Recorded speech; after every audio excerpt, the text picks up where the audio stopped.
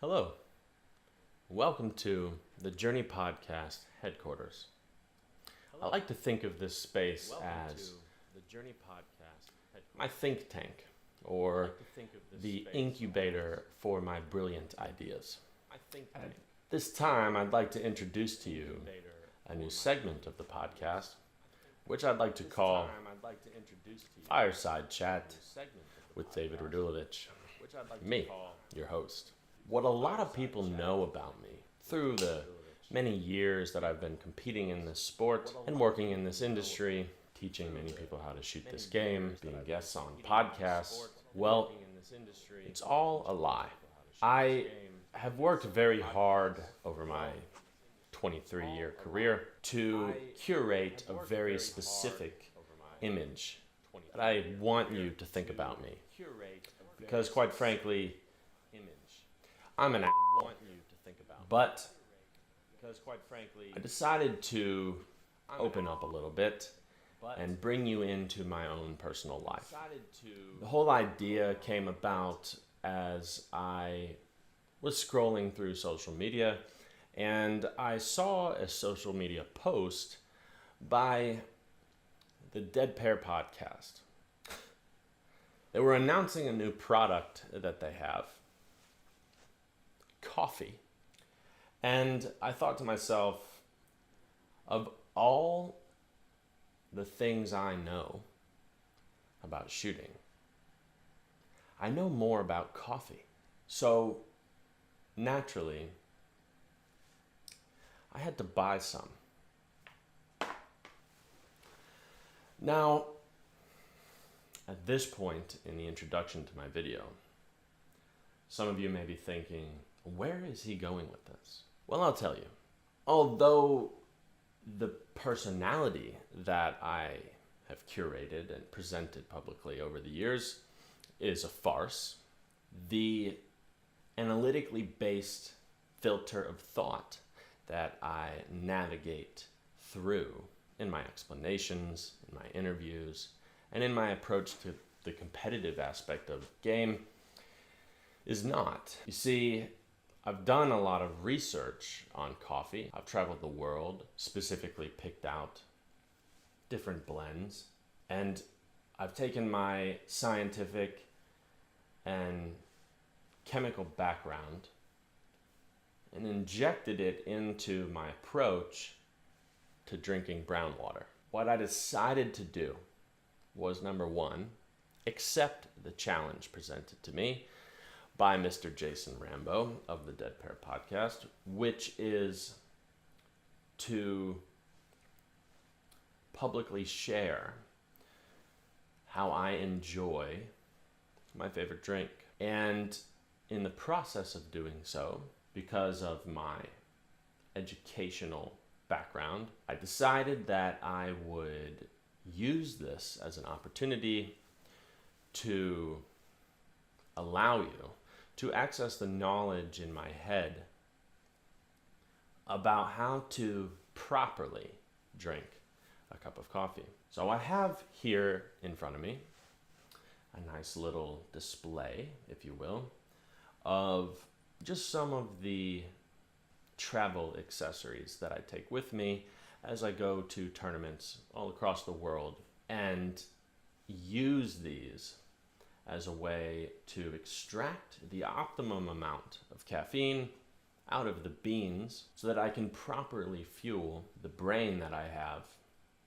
as I'm out on the course to allow me to access the level of hyper-focused, analytical, sometimes annoying approach and outlook that I take on this simple game. What I'd like to do first is talk to you a little bit about the water. You see, the water that you use to brew your coffee is essential in bringing out the flavor profile of the bean. Tap water, you might as well just drink rainwater. Purified water and distilled water, right out. No thank you. I'll pass. See, these types of water lack the essential minerals and are too pure to fully allow the chemical process of the bonding of the water to the flavor compounds and the caffeine inside of a coffee bean. So at this point in the video, you may be asking, what type of water should I use to brew my own coffee? Well, the preferred type of water is carbon filtered hard water. Why? Because it is rich in the correct minerals and ions required to extract everything that you need out of a coffee bean. What are those distilled minerals that I'm talking about? I'm glad you asked. You see, magnesium chemically bonds to a compound in the coffee called eugenol, which allows for a very sharp, fruity flavor to come forward in the profile of the coffee. The other one that we're looking for is calcium. Now, calcium helps to create a little bit of a rich and creamy viscosity with a very heavy-bodied flavor profile. I would recommend a water high in calcium for that reason for American trap shooters. And lastly, we want a little bit of carbonate in the water because it reduces the acidity in the way that you experience holistically what you are trying to enjoy. We don't like acidic tasting coffee. It doesn't taste expensive. Now, I would just like to add one more thing about the water before we get into a little demonstration of me expertly brewing this coffee for you. It has to do with the temperature of the water. Now, I know some of you may not think this is important, but you need to brew your coffee at a very precise and finely tuned temperature. Why? Again, it has to do with the oxygen in the water. You want to make sure that you don't boil the oxygen out of the water because it will completely, devastatingly ruin the taste. So I've already done the math for you on this Dead Pear Podcast coffee, and I have extracted the caffeine from the beans. I've determined the perfect coffee to water ratio. We like to call that the golden ratio. And I've, through experimentation, arrived at the perfect temperature for this water. Now, experts may say that you want to keep your water somewhere between 195 and 205 degrees. I like to be a little picky, so we're going to set this for 206 degrees. Because while running the analysis on this, I found that in the few seconds that it takes for me to pick up the kettle of water at 206 degrees and allow that water to hit the beans, it decreases by 1 degree. So 206 is perfect. So why don't we go into the next chapter of this bonus episode and brew our Dead Pear Podcast coffee. Okay, so once you have your water at exactly 206 degrees, the next thing that you're going to want to do is weigh out exactly 20 grams of your Dead Pear Podcast coffee. I've already done that right here. So we're going to take that 20 grams of coffee. Why 20 grams, you may ask? Because I already did the math and I said so. And you're going to put it into your hand grinder. Just like that. Now, once it's in your hand grinder, you're going to grind counterclockwise. No, you're not. It's clockwise.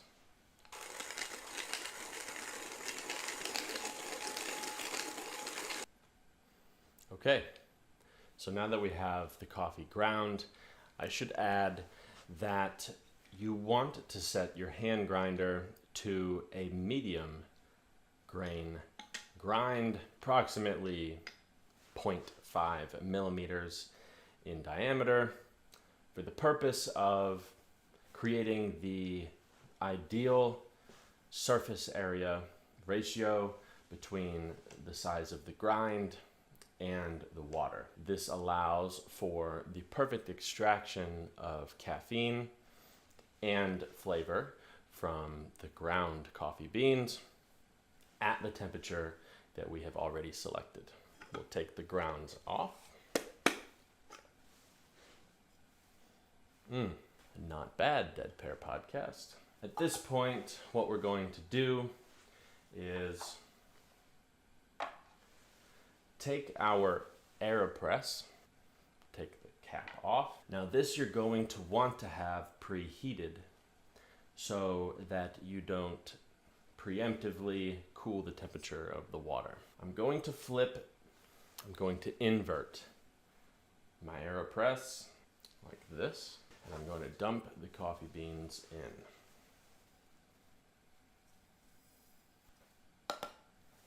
Thank you. So now that we have our inverted AeroPress with the 20 grams of ground beans at a 0.5 millimeter diameter, medium grind, we are going to put that on our scale, zero out the scale, and pour 100 grams of water into the AeroPress. 206 degrees.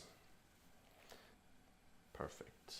At this point, we're going to want to stir vigorously. The purpose of this is to allow the crema to rise to the top and add 100 grams more of water. Perfect. At this point, you're going to start your timer for 1 minute and 30 seconds. Put your filter on the AeroPress filter and allow the coffee to brew for 1 minute and 30 seconds. This is game time. Now, by the time that we get to the 1 minute and 9 second mark, we are going to want to start our 21 second pre-pour routine. 1 minute, 9 seconds. We're going to flip the AeroPress over. This is important that you do not spill. And press on the AeroPress until you hear air letting out. Now at this moment, you may want to add another 100 grams of water.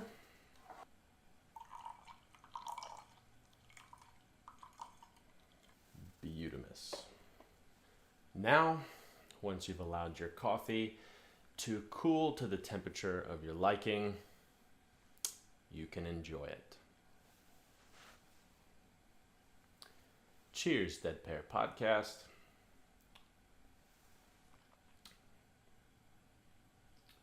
Son of a dog.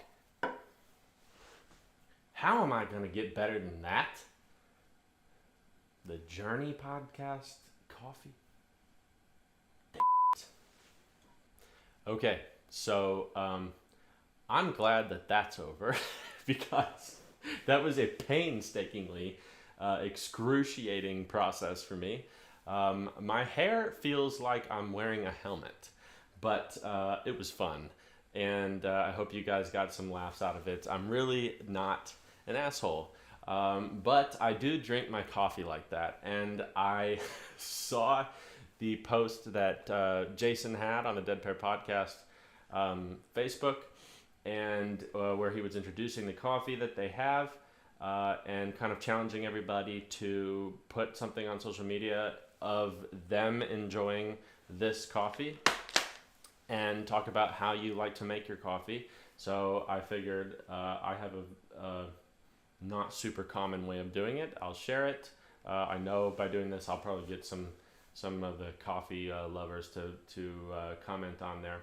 And yeah, I really do enjoy coffee, so I want to encourage what Jason started, and I want to tell you guys to go to the Dalton and Deuce website to get yourself some Dead Pear Podcast coffee, and share with me and the Dead Pear Podcast. Post something on social media and show us how you drink your coffee. I'm not really sure how the marketing of this is going to work now that I think I can say that the Journey podcast is fueled by Dead Pear Podcast coffee. So cool. Thank you guys. I will have the link to purchase this in the description of this video, and I will see you on the Journey podcast.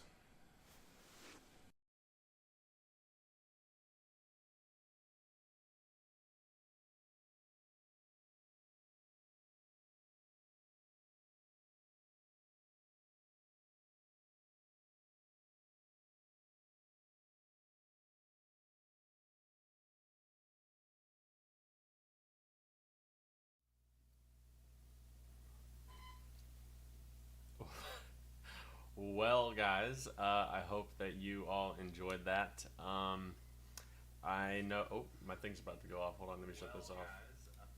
I was watching it with you guys. So, but anyways, the I feel like this is the only time I can get a timely response from you, David. Yeah, it does help. It's a lot easier.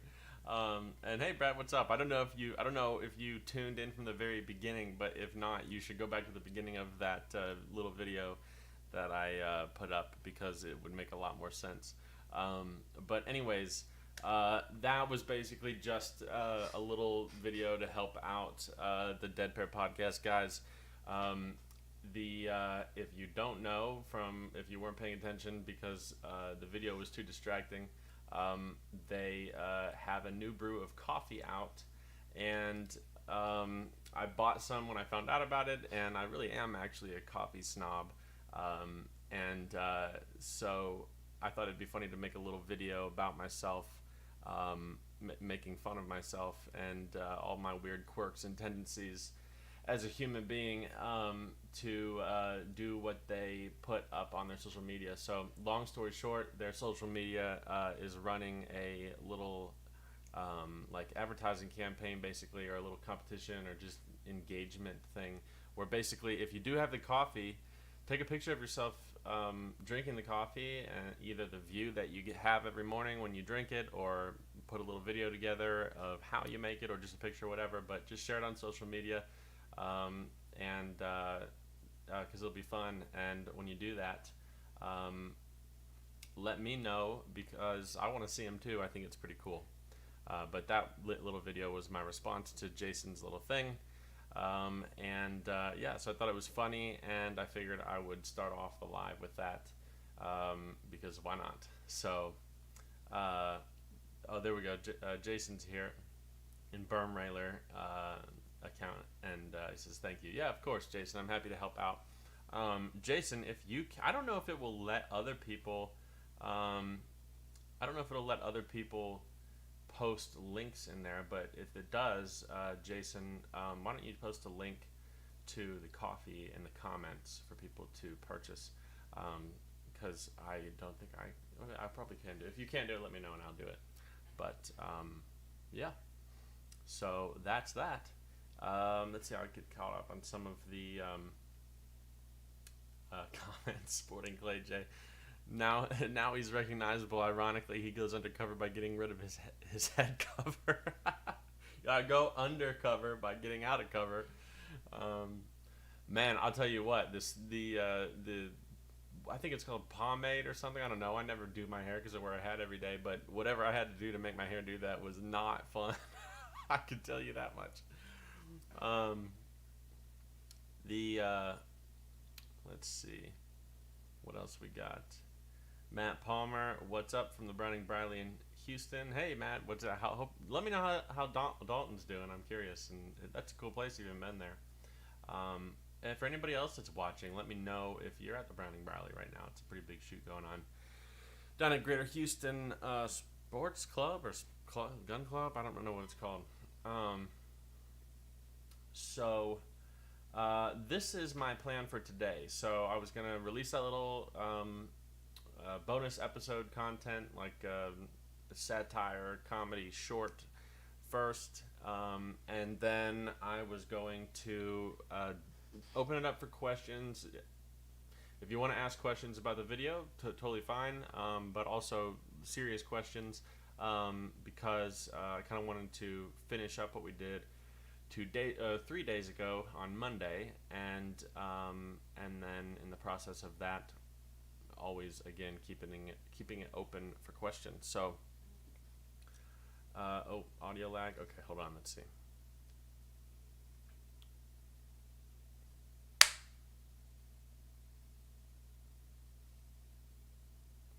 Looks like the audio is before the video. Okay, we can make that fixed. That's a nice little surprise.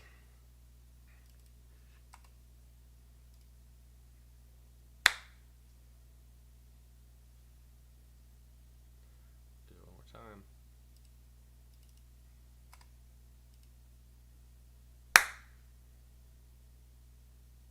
That looks better.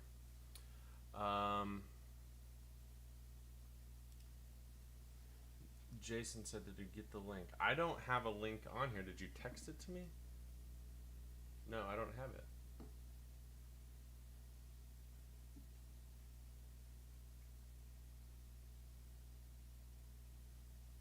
I didn't.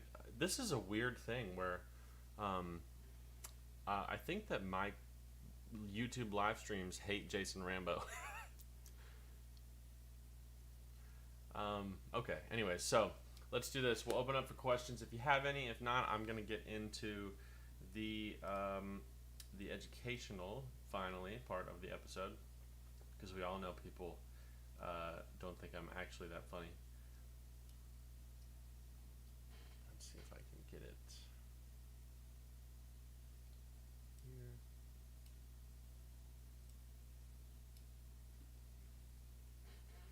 Okay. Yeah, it looks like my audio is okay. I'll keep monitoring the chat and stuff, and if my audio does go out, then out of sync, then you guys let me know.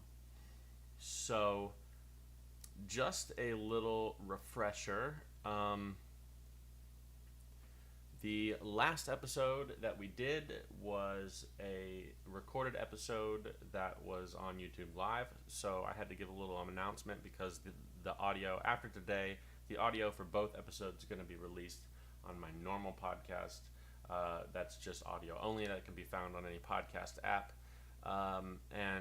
So basically, the little forewarning is that if you're listening on audio, it's a lot more fun if you watch and listen on YouTube. You guys let me know. Let's do a little, we'll do a little the pulling of the chat to see if in the episode I should release the audio of the fireside chat episode. Also, that I'm going to do, this is what I'm going to do. I don't know how to do this. How do I do this?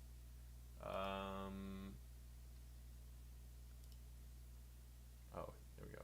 Engage with your audience. Start a poll. Okay, I'm going to start a poll from you guys.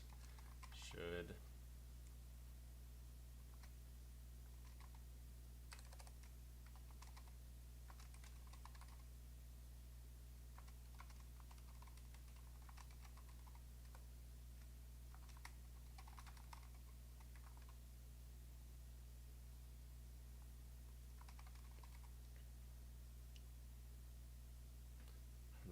this.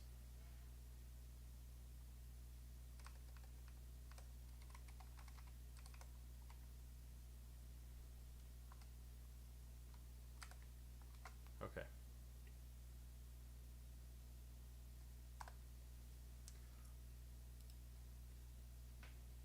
Okay, I started a poll. I want to know your opinions on this. because I had way too much fun doing that, and I do have a strangely dry and satirical sense of humor, and I love self-depreciating humor. And so, depending on your guys' poll results here, we'll make a decision live on the podcast.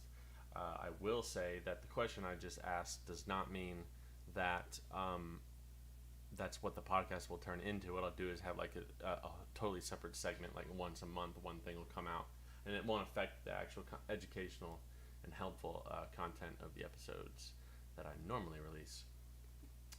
Okay, so anyways, back to the normal news. I put the fireside chat in the fireplace. It won't play the same with audio only.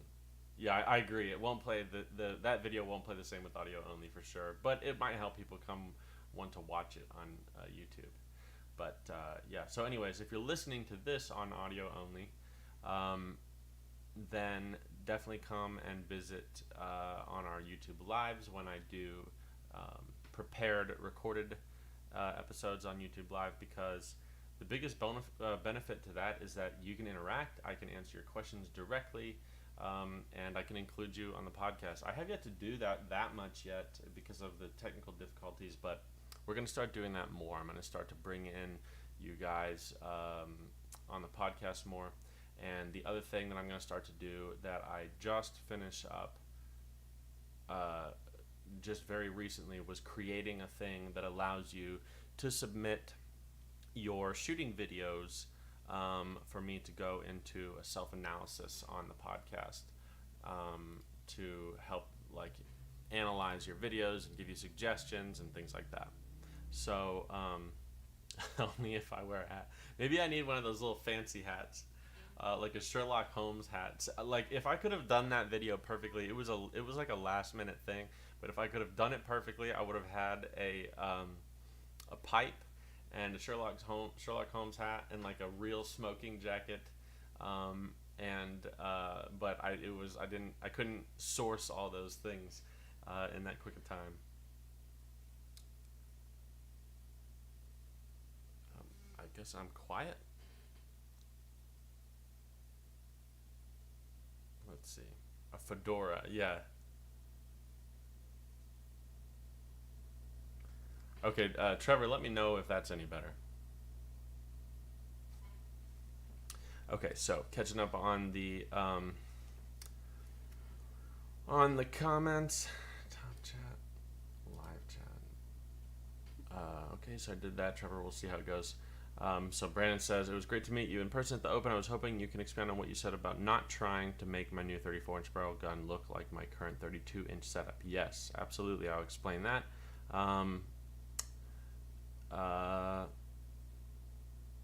Jake says, do you remember the AFS Turbo at the North Central last year? Very fun squad. Oh, absolutely. That was a lot of fun.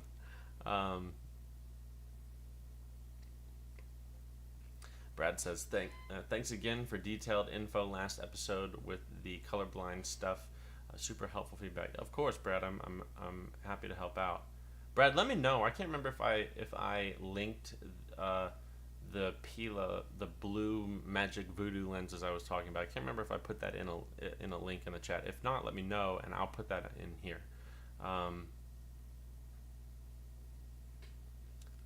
Trevor, that might be something weird with your audio, because I'm looking at my levels. Let's see. I mean, I have the gain turned pretty far up. Try it like this. I mean, it's going into the red.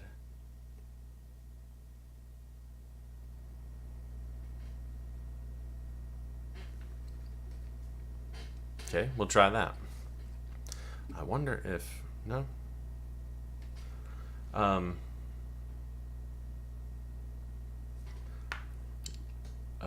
Todd says, are you getting excited for the Deuce?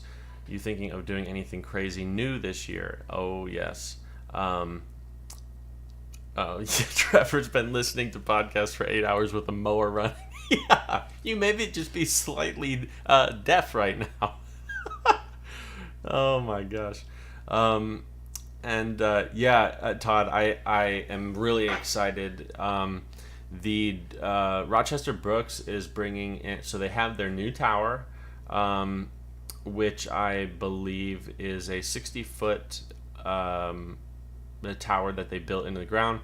Maybe it's 80 feet. I don't know. Then they're also bringing in, I may be misremembering, but we were debating between two different heights, and I'm pretty sure we're bringing in a 145-foot tower, and then also a 75-foot tower. So we're gonna have 3 different towers, but the 145er is gonna be crazy. I was told that if we get the 145 footer, that I have to go all the way up in it, which I definitely am going to. I'm just going to bring a parachute with me, but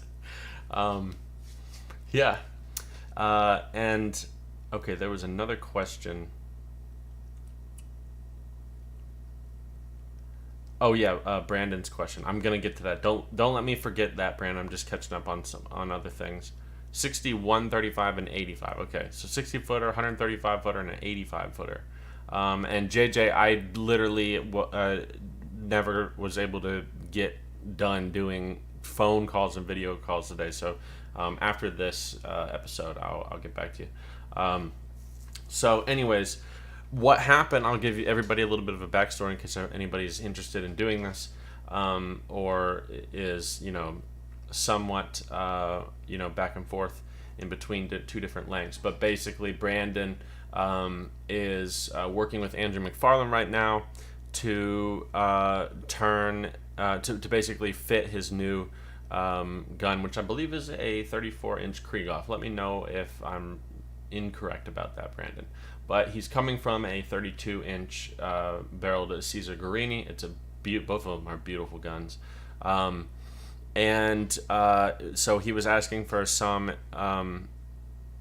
It may have been totally unsolicited advice, so I don't remember if it was or not. But I'm gonna say you were asking for advice. About some of the stuff in the process of doing that, and basically what I told him was, I think the conversation kind of turned into making, this is what it was about balancing the gun so that it feels the same, because it's slightly different, being that this one is a 34-inch whereas the old one was a 32-inch. And the comment that I made to him was, if you can, do yourself a favor and actually try not to make your 34-inch feel like it moves like a 32-inch gun. And the reason for that is because of the mechanical, because of the pointability characteristics of a 34-inch gun, and the way that a 34-inch barrel pulls the weight further out in front of your hands and distributes it slightly differently than a 32. A 34-inch barreled gun is not a gun that is easy to shoot, and honestly, a 34-inch barreled gun really honestly does require a high level of mastery of the mechanics of movement, and being able to control balance and weight distribution and understand where your movement is coming from as you try to connect to a bird, making sure that it's not coming from the hands. You have to be good at pointing a shotgun to shoot a 34. And I'm not just saying that because I'm biased, but it is much, much different. Basically, the difference between a 34-inch barrel gun and a 32-inch barrel gun, other than the obvious differences, which are like the fact that it's a longer sighting plane, and if you are taking a shot where you happen to be forced into high levels of barrel awareness, the placement of the gun can possibly look different if you pay attention to that type of thing. But the real difference is that a 34-inch gun there's nothing that points like it. It is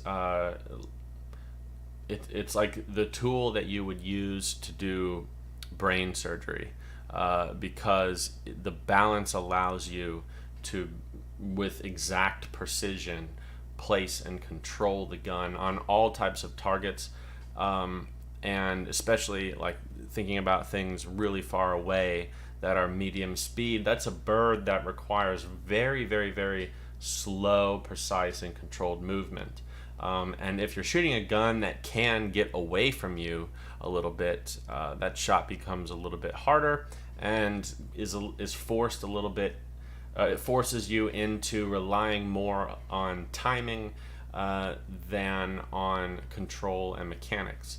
So a 34, though, does not necessarily do that to you. The only downside, the trade-off to a 34, is that it is not forgiving at all. So you can't be too tight with hold points. If you make a mistake somewhere, it's much harder to correct because the input of energy and torque required to move a 34 quickly in a short amount of space is pretty high. And generally what ends up happening is that increased input of energy, torque, and in order to move your body, in order to get it to move to the place, it requires more of an input of those things than it does than it requires when it gets to the place. So what happens is, the reason why it's unforgiving is that it's like it requires like a short spike of increased torque in your movement, but you have to cut it off really fast, otherwise you're going to blow past the shot because the gun can possibly carry momentum. Now the other thing about that is that you can't just move and stop the input of movement in your body, like i.e. you can't speed up your movement or try to correct in your hands and then once you get there just stop the movement, because then it stops fast as well. So the problem is that you basically have to learn to like have this beautiful blend of mechanics and connectedness and synergy in harmony with the target. And I personally think that in the hands of a skilled gun pointer with good mechanics, there's just nothing better than a 34-inch gun because of two things coming from the opposite spectrum, opposite sides of the spectrum. Number one is that it allows you to do things that you cannot do with a 32-inch gun because of the level of precision that it offers. And the other thing is that the fact that it's unforgiving is actually a good thing because it forces you to keep up with the mechanics, and if you're already a good gun pointer, then it kind of keeps you in the realm of being a good gun pointer because you notice when you start to get a little sloppy, so to speak. You notice when your timing gets off. You notice all these things, and so what actually really ends up happening is it allows you to have a higher level of self-awareness and like have your attention cued to the fact that you're doing something wrong earlier than if you're shooting a 32, because with a 32 you can make these quick, short, subconscious corrections based off of timing that net in a broken bird, but the problem still exists there all the time. So, and I've seen Brandon shoot, and I know how good of a shot that he is, and I would 100%, you know, if not saying that you need to take lessons from anybody, but just to give the theoretical situation, like if you were my student and you asked me what length barrels that you think that I think you should go to, 100% I would tell you a 34 because you easily have the ability to make those work for you. So that was what I was going to say. Okay, let's see. 34-inch parkours are great, but took a learning curve for me, says Jake Dean. Great at long-range shots, no play within 20 yards. You even hit or don't. Yeah, you either hit or don't. Yeah, that's what I mean. That's another thing. Like it forces you to have good mechanics, and I to me, it's like, you know, there's a reason why PGA Tour players use blades rather than these huge irons, because they are way harder to use, but what you can do with them is so much more, and that trade-off is 100% worth it. Let's see. Lily says, I've shot 34-inch parkours and K80s and love them. Really shot king targets, I'm going to guess long targets, very well, but found it trickier with close targets. Yeah, basically the difference is when you transition into a 34 from anything else, what you have to kind of the variables that you have to sorry, don't know why my camera does this. the variables that you kind of have to focus on in the relearning process of the new gun are things like your start time. So like you have to feel out a harmonious start with the bird that doesn't feel forced and doesn't allow you to get too conscious of the movement of the gun because it's different and feels a little slower to start. And then obviously if you're influencing start time, then the other thing that you're influencing is your hold points.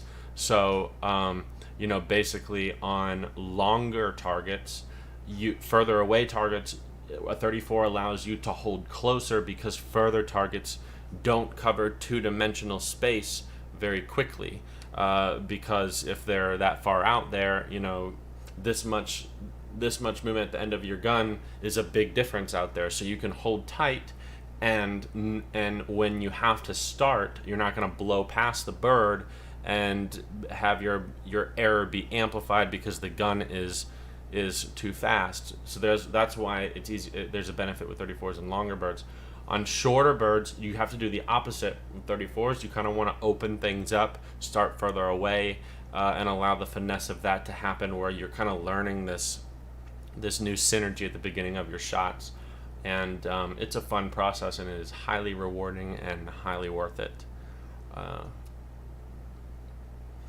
JJ says, I'll announce it here for the Deuce, but we will be doing a Saturday night shootout for the winners in each class from the Riesler Memorial Handicap by yardage, along with the make or break shoot off. That's really cool. Stay tuned to social media for more announcements coming out. Absolutely. I'll announce some stuff too. Brandon says, thank you. I appreciate the information and insight. I've been weighing both pretty extensively and have found some interesting facts. The Caesar Greenie weighs almost half a pound more than the K80. Yeah, the 34-inch barreled the parkour barrels that are 34 inches are crazy light. I want to say they're around 1.37 kilograms, is 1.34 kilograms. A lot of the ones that I saw, I might be wrong. Maybe they're 1.4 or something, but they're pretty low, which is pretty interesting. And so it definitely can. It's a cool gun to transition to. I like it. Okay, so I think that the poll is an overwhelming yes, that Fireside Chat should be a regular segment. So that's exciting. Okay, so I'm going to do a quick summary for those of you that are new for today, or for those of you that have a short memory span like myself and forget what Monday's episode was about. I'm not going to re-go into the details. I'm just going to list the name of the topics that we covered, and then we'll get into this part that I have planned for today. So Monday's episode was the first episode of Series 3. It's called How to Improve Your Game After Major Performance. This one is as well. Basically, I laid out how from Series 1, the beginning, we learned to set goals and understand the mental component, requirement to practicing, and then learned how to build perfect practice plans and routines. And then Series 2, we talked about what to expect in the first results that you start to have, learning the importance of building self-awareness, both physically, visually, and mentally. And I would categorize emotionally as inside of mentally, but equally as important as those three main topics. So kind of really 4 different levels of types of self-awareness. And we talked about learning how to use self-awareness to deal with high-pressure situations and making decisions and things like that, listening to your body. And then Series 3 is basically the topic of, or the title of all of Series 3 is going to be called Learning to Compete.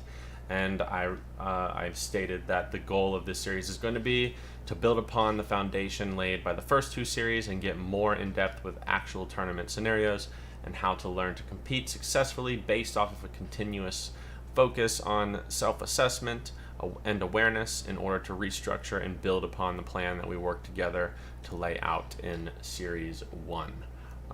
So that is the plan for this one.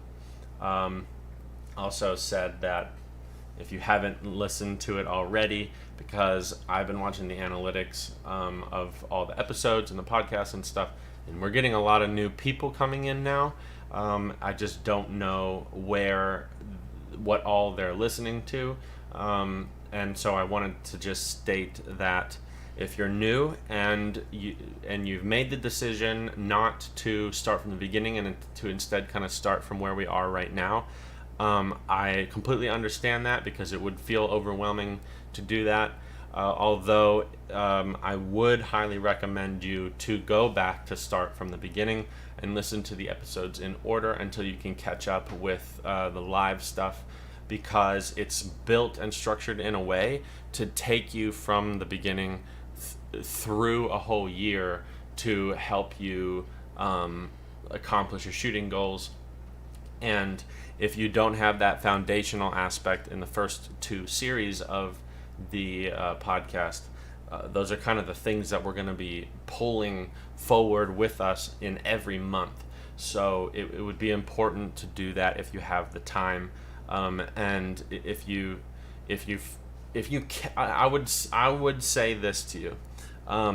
If you care enough about shooting to be listening to a shooting podcast, then I would say that you don't not have the time to listen to those episodes, because if you're that invested in shooting already that you're willing to spend time to listen to any podcast, then that means that you care about your results. And if you care about your results, then this podcast is based off of all the information that I've learned in 23 years of competing, and it's taken me 23 years to get to the point that I have the knowledge that I talk about now. And so far, I just did a little math for a letter I had to write, and there's 21 hours of recorded episodes for the podcast right now. So you can honestly turn 23 years of having to learn this into 21 hours of getting the information, and it literally doesn't cost anything at all. It also doesn't benefit me if you listen. I mean, I don't make any income on if you decide to listen to the old ones or just the current ones. I don't even make any income on this anyways. It's cost me $40,000 already. I truly am saying that because I'm doing it because it's fun for me. I enjoy doing this. It helps my shooting. So indirectly, I'm not worried about the expense of it. And I want to help people. So truly, if you have the time, go back and listen to them. But if you still, after that rant, decide that you don't, I would say that there is one episode that you have to listen to, and it is Series 1, Episode 3. It's called Understanding the Mental Component to Optimizing Practice. And the reason why you should listen to that one is because it basically, in 2 hours and 38 minutes, talks to you about how to not waste your time practicing anymore. Because honestly, while researching for that episode, I was realizing how much I waste in my practice. Not only shells, but time and money as well. So, okay.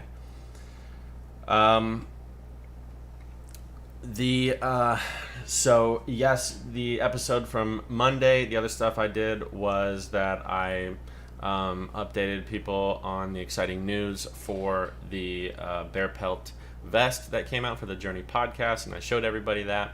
If you want to see that, you can go to the earlier part of the last video, and I mentioned how I was running a little deal where if you buy the vest and you post a picture of you wearing it on social media, then I'll enter you into a thing to win $1,600 worth of lessons. Basically what I'm going to do is the end of that drawing is going to happen, I would say I'm going to give 2 months after I see the first vest, because of the time period that I have to allow people to start to basically I'm doubling the lead time to get your vest. If you ordered it today, that's the total length of the time that I'm gonna run the episode or the little thing. So I also said I'm going to have Wendell Cherry on for my next guest. And I went through self-analysis sheets for my own personal U.S. Open main event scores and rounds, and I got super heavy into all of the stuff for that. And I thought it was hopefully educational, but that's basically it. Oh, I also mentioned that the app is now available on the Google Play Store, and it's coming on the Apple Store. So if you have an Android phone and you want to like test it for me, I mean, it is officially released. It is officially released. I don't know if I said that clear enough, but it's always going to be getting better. So download that. Let me know what you think. Tell me if you see any problems or any suggestions that you have for it.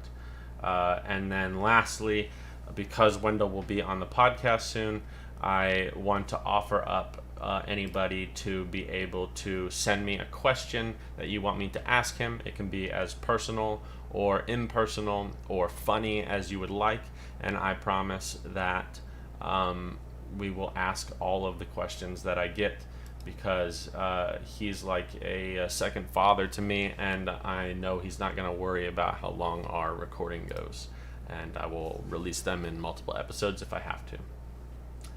Okay.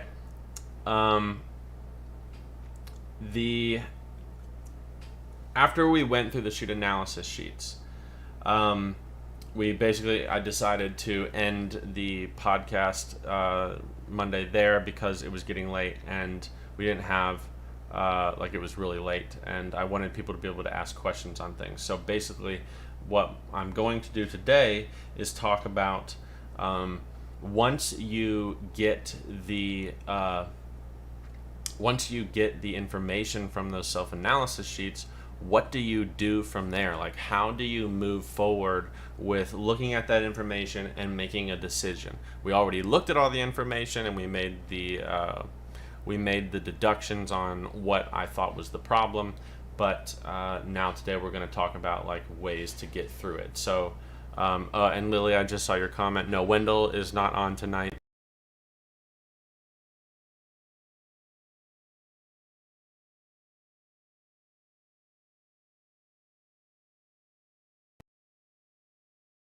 Oh, that is right out, no matter how much I would love for that to happen.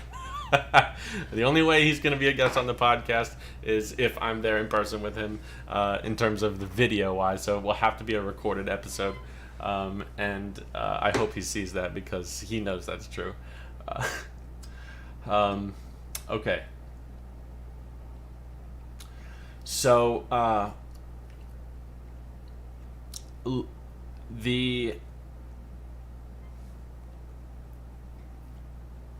let me just get my bearings really quick here.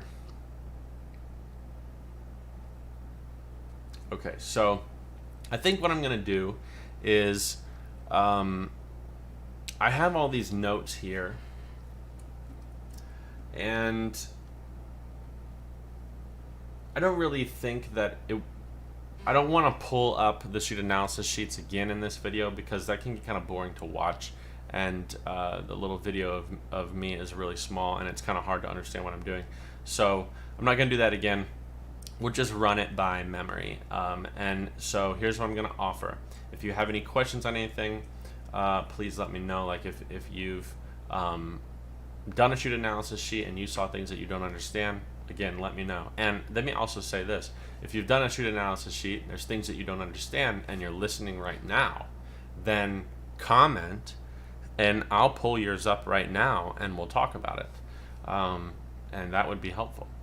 So basically, in a short summary of what happened in the U.S. Open, what we found out by going through the shoot analysis sheets in my game was, number one, it doesn't matter why I did or did not do. Hey, you don't want to look at this.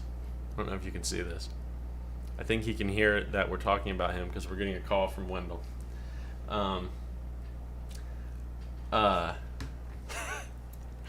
But anyways, so it doesn't matter what happened to me. What the real content of this is going to be, understanding how to take what happened to you and figure it out so you can learn what to do after that. So, but I need to do it. I'm going to walk you through it anyway. So basically, long story short, I had the last day that I shot the match. I had a really weird thing happen where I'm gonna try and pull this up. Perfect. Okay.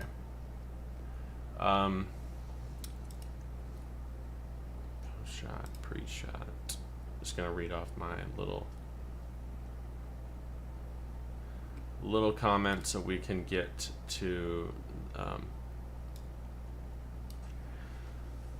a comment that I made in. I just got Trevor's question. So what Trevor Shanahan said, what do we do if some of the questions don't pertain to all or pertain at all to what we actually do on shoot day? I'm never conscious of whether I do pre and post shot analysis because it just happens naturally. I would say like the shoot analysis sheet is really meant for you. So if you're not conscious of that, or it happens unconsciously, then the easiest solution to that would be to just select NA on the analysis sheet when it gets to those questions.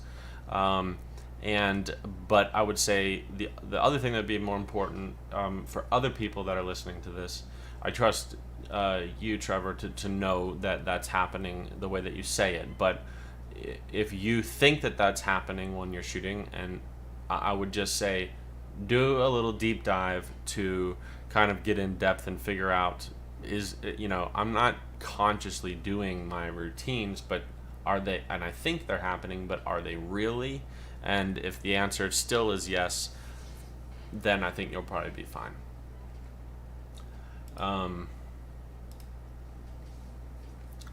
Okay, so I'm just going to read off 2 comments that I had from my US Open because those are really the ones I want to pull into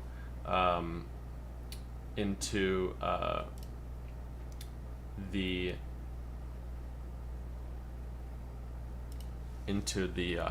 thing for today. So basically the first one was my comments prior to the round. I said I was very confident Saturday night about this round going into Sunday. I had 0 negative thoughts, very healthy mindset, slightly worried about overshooting Saturday and energy levels, but ultimately was not worried because I didn't start this round until 1 p.m. I was scheduled for AFS at 11 o'clock a.m. I planned to use as a warm-up, and I was considering skipping out on it to get some rest due to terrible sleep the night before. This was caused by being too mentally engaged all day Saturday and not being able to shut my mind off to fall asleep. I should have given myself more time to unwind. Ultimately ended up waking up too early to want to sit around all day until 1 p.m. So last minute I decided to try to make the AFS, but showed up obviously last minute. Big surprise for me. I noticed as soon as I woke up that something felt strange in my body, weak, low energy, lack of precision in movement, foggy brain, but I figured it was just that I needed to wake up more. I increased my caffeine intake by making the coffee in the video. Not really. But nothing changed. I was while heading to the range that morning was the only day of the 3 days of the main where I felt 0 emotion. I tried everything I could to feel something. I was looking for excitement and nervousness as well as trying to feel emotionally invested in my performance, but nothing worked and I felt very flat, basically like I didn't care. It definitely was not a defense mechanism of trying to guard against potential failure, as I felt very confident despite what my body felt like. AFS results felt way off. Had a consistent problem of not feeling like I had precision in my hands to be able to proprioceptively mount my gun. A lot of shots felt poorly placed in my shoulder. To be fair, I decided to approach this round with a carefree attitude, basically just goofing off, and did not want to run any sort of physical or mental routine during the event, as I was afraid I only had so much gas in the tank, so to speak, due to feeling mentally and physically exhausted, and did not want to rob from my main event to shoot well in AFS. Looking back on this choice, I think it would have better suited me to use AFS not as a physical warm-up, but instead a mental warm-up in order to practice running my routine, getting serious, and having a level of focus that I need for the main event, because I definitely felt the pull of my mental state that I used in AFS during my main event round. I felt too carefree, loose, and inattentive. Yeah, Trevor. Honestly, he says it sounds like I needed Adderall. Yeah, the ADHD was kicking in big time, and I felt like I was making the right decision, but I definitely at the end of the day did not. Um, um,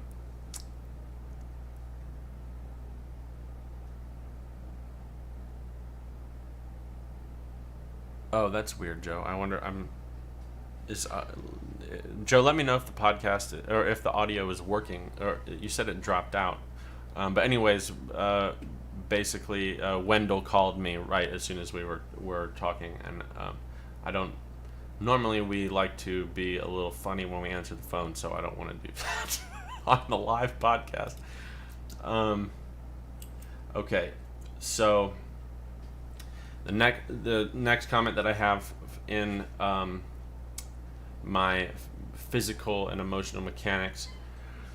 I just said this one's shorter. That was by far the longest one. So I started off the round on the first station by adapting the cadence of everyone else on my squad and where they shot the second target of the pair. I backed off on planning in the first station due to the lack of ability to focus and kind of felt like I could just do what everyone else did. I should have made my own plan. As the second bird of the pair, I would have normally shot earlier than everyone else, and the plan I decided to make forced too much barrel awareness for me on my first pair and caused a miss. The whole round I was dealing with needing to plan mechanics and breakpoints around my higher than normal propensity to have increased barrel awareness due to my lack of trust in my mechanics and ability to precisely place my gun in my shoulder during the mount and movement, because of how my body felt and how the AFS went earlier. And I said, this forced mental weakness in the form of fear that if I allowed myself to see my gun, I started to doubt if I was seeing it correctly and would get cautious or careful. And then I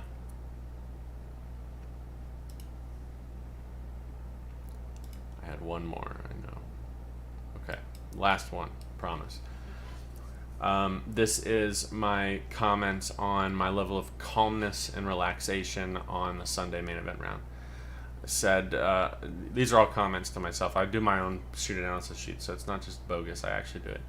My comment on the management of my relaxation was I did a really good job of attempting to find a solution every time I felt that something was off. I never really had any issue with physical tension or nerves from feeling pressure, so I did not have to address them at all. The main consistent issue that I had was fighting an internal battle of lack of trust in my movement because I felt like I had much less physical control the whole day due to whatever was causing that. This just caused me to second guess a lot of my planning on shots that hung in the air or stalled out that would force high levels of barrel awareness due to required shot placement. A lot of times I felt myself just literally not knowing if what I was doing was right, and I had it in parentheses, a feeling of literal cluelessness. And I'm not talking about I was clueless of if the lead was right. I mean, like, if my body just felt so weird I could not make any connection. And then continuing on, I said, which pulled my awareness heavily into the exteroceptive realm of being lead conscious and unable to connect to feeling how I wanted my body to feel while I was trying to connect to the target. Slow floppers at long distances felt like they had zero connection because I was shooting purely based on lead. I was fully aware of this throughout the round.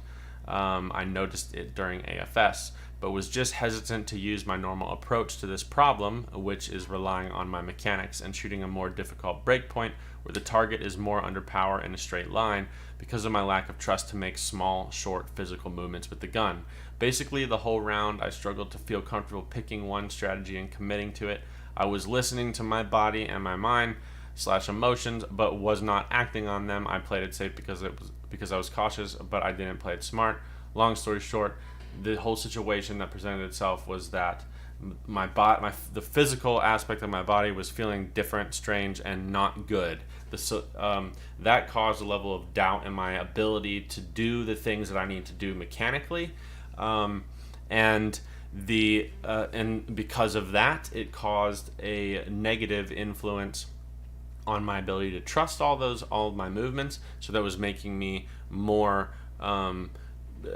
visually conscious of the barrel and the lead, and also forcing me, because of how strange my body felt, to be more aware of my body in the shot, which, as we know from other podcast episodes that we've done, you don't want to be too interoceptive during a tournament round, because that means that you're subtracting, is that the right word? That means you're pulling from your conscious attention on the target, which doesn't give you a heightened level of a smooth pursuit ocular movement. So it was a perfect storm of a bunch of crap, and the only solution that I have to that is to change my planning in a way that makes shots more difficult, because you're shooting things earlier in more compressed parts of the line, but because of that they're more under power, and it separates the gun and the target, and it actually in a way makes a more simple mechanical move, because all your moves are smaller and in straight lines. It just requires a high level of trust. So the problem was, my answer to the problem that I had, I didn't have the ability to do that answer. I did have the ability, but I was afraid to commit to that because of how I was feeling and everything. And so I played a crap round of strategy, because basically I was indecisive on what to do. I could have gone either way. I just stayed in the middle and did nothing, and it cost me too many targets.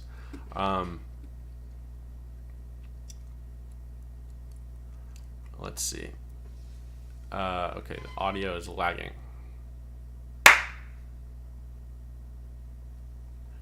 Okay, we're gonna change that.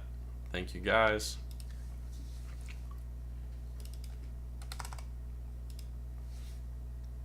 I'm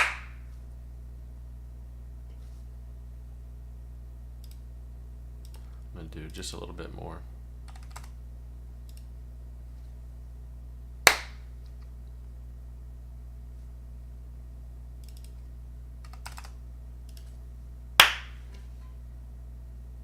Okay, now we're good. Thank you, guys, and sorry. That's annoying. I don't know why it changes. That doesn't make... Ron, you might know. Why would the transfer rate of information not be constant? Like, obviously what's happening is that the data coming from my camera is not being processed fast enough. But why would that change if I'm not changing any settings? I don't understand that. I don't get... That's very weird to me, because it's all happening on my end. It's not your guys' end. And I've tried to Google it, and I mean, I know the solutions to fixing it, but I just don't understand. I just don't understand the problem. Very strange. Okay, so as I'll continue to look for your answer to that, Ron. But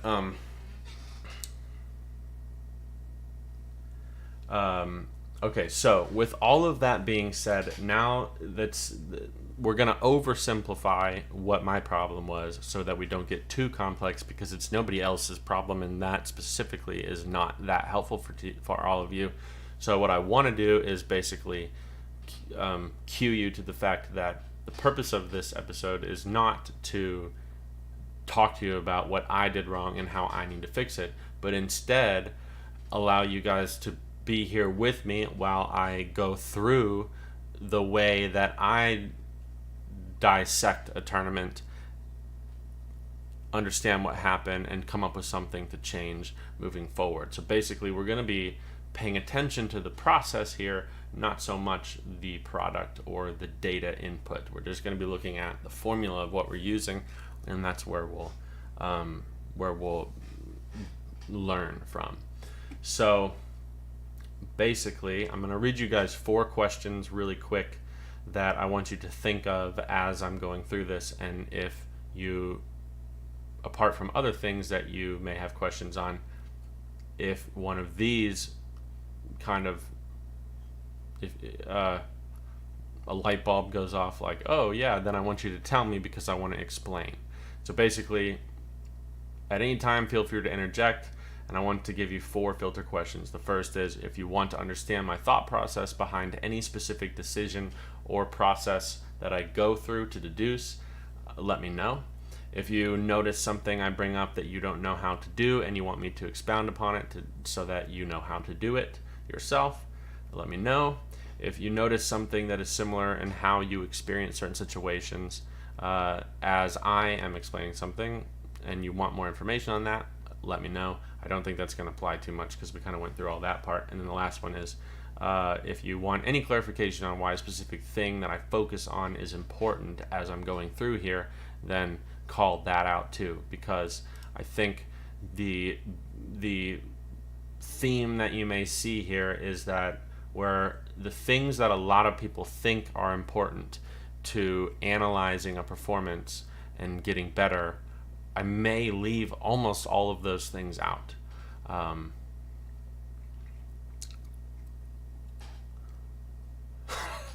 You guys, I love the comedy in this group. Like, we really do need to find a time when we're all together, or I need to find a club to host a little invitational for the people that are, like, man, it would be my dream to have an invitational for all of you guys that show up every week, sometimes twice a week, to put up with me, and host a tournament where it's completely free and you guys can come, and free entry, free targets, free ammo. If it was a place that I had lodging, you could all stay there, but that would be a lot of places to stay, so unfortunately that wouldn't be in on it. But I would love to host a little invitational tournament where we could all just hang out and have some fun, because that would be a blast. I gotta find the club though. Okay, so basically, step one, after you run your shoot analysis sheets and you go through everything and you look for commonalities and trends and answer the questions objectively, you obviously want to, like, find out the weak points in the current state of your game, and there's no better time or place to do that than in the most recent tournament that you've gone to. Now, the types of when I say weak points, I want to emphasize that it's not at all about, like, the worst performing targets that you had. If you notice, if you listen to Monday's episode, you'll notice that I didn't bring up anything really in detail about any targets. It was all about me, the way I felt, the way I decided to do things, the domino effect of those decisions, and everything like that. And my emotional state, how my eyes were working. If you noticed, if you remember, or you want to go back, one of the biggest things was my level of physical tension that was going unnoticed to me on my first day of the main event, and how that was forcing me to be too extraceptively based as I was going through my routine. I wasn't able to feel my body, which meant that I didn't know how tense I was, which meant that a lot of times when building a plan around what I thought I was able to do, I actually was ignorant of the fact that sometimes the things I was planning on doing, I wasn't able to do in that moment. But there are easily things I can do normally. Because I was not self-aware enough to feel the fact that I was physically tense, to pay attention to the fact that I had higher levels of anxiety, I didn't even know to make the assessment of, or get to a decision of, okay, I'm feeling this way. I have two options. I can go down one path, which is change the way I feel, so influence the way that I am physiologically right now, so that way I can do what I have planned. Or if I feel like that is not going to work, if I feel like I either A, don't have the mindfulness that I need right now to be able to do that, or B, whatever is causing me to feel the way that I do is something uninfluenceable, then I need to do option B, which is rework what my strategy choices are, change my planning, understand my limitations and weaknesses right now, and work around them. That's a lot of what my note-taking is. That's a lot about how I dissect and analyze my performances. And so that's the type of thing that we kind of want to pay attention to. Obviously, if you're listening to this, you're going to think, like, how in the world do I do that? That's not something I know how to do yet. My answer to you would be that the way that you learn how to do that is by running through these analysis sheets on all of your tournaments, because there's an underlying hidden purpose of the shoot analysis sheet. It's not to just automatically send you an email in 2.5 minutes that gives you a analysis of the form that you just filled out. It's to force you to think about things that you normally don't think about in order to answer the questions that it asks, so that in the way that it asks you the questions are asking you how much you could relate to a specific statement, or things like that, where it pulls your it pulls you into having to go into like a higher level of memory recall, and you need a lot of higher level of self-awareness to be able to answer some of those questions. And so over time, by doing that, it becomes part of your routine to do it, but it also becomes part of your routine to think about the things within it. And the things within the shoot analysis sheet are the things that you need to use to be able to improve your game.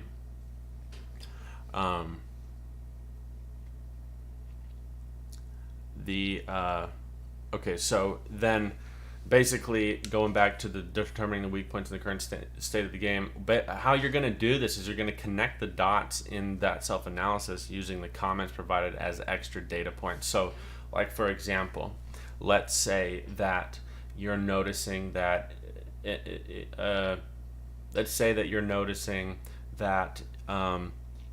when you are, maybe I should pull one up really quick.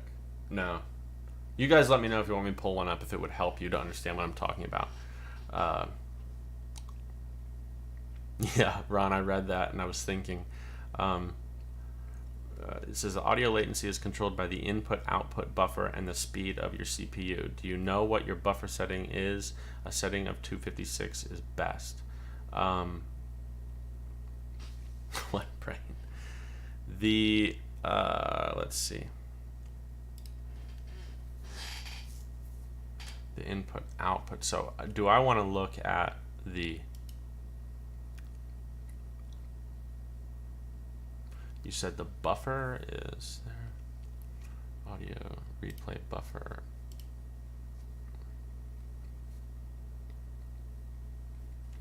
I don't have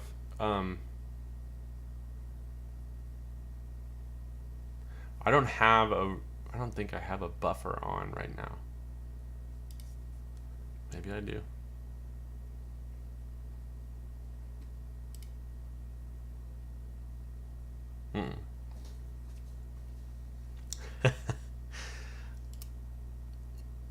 No idea.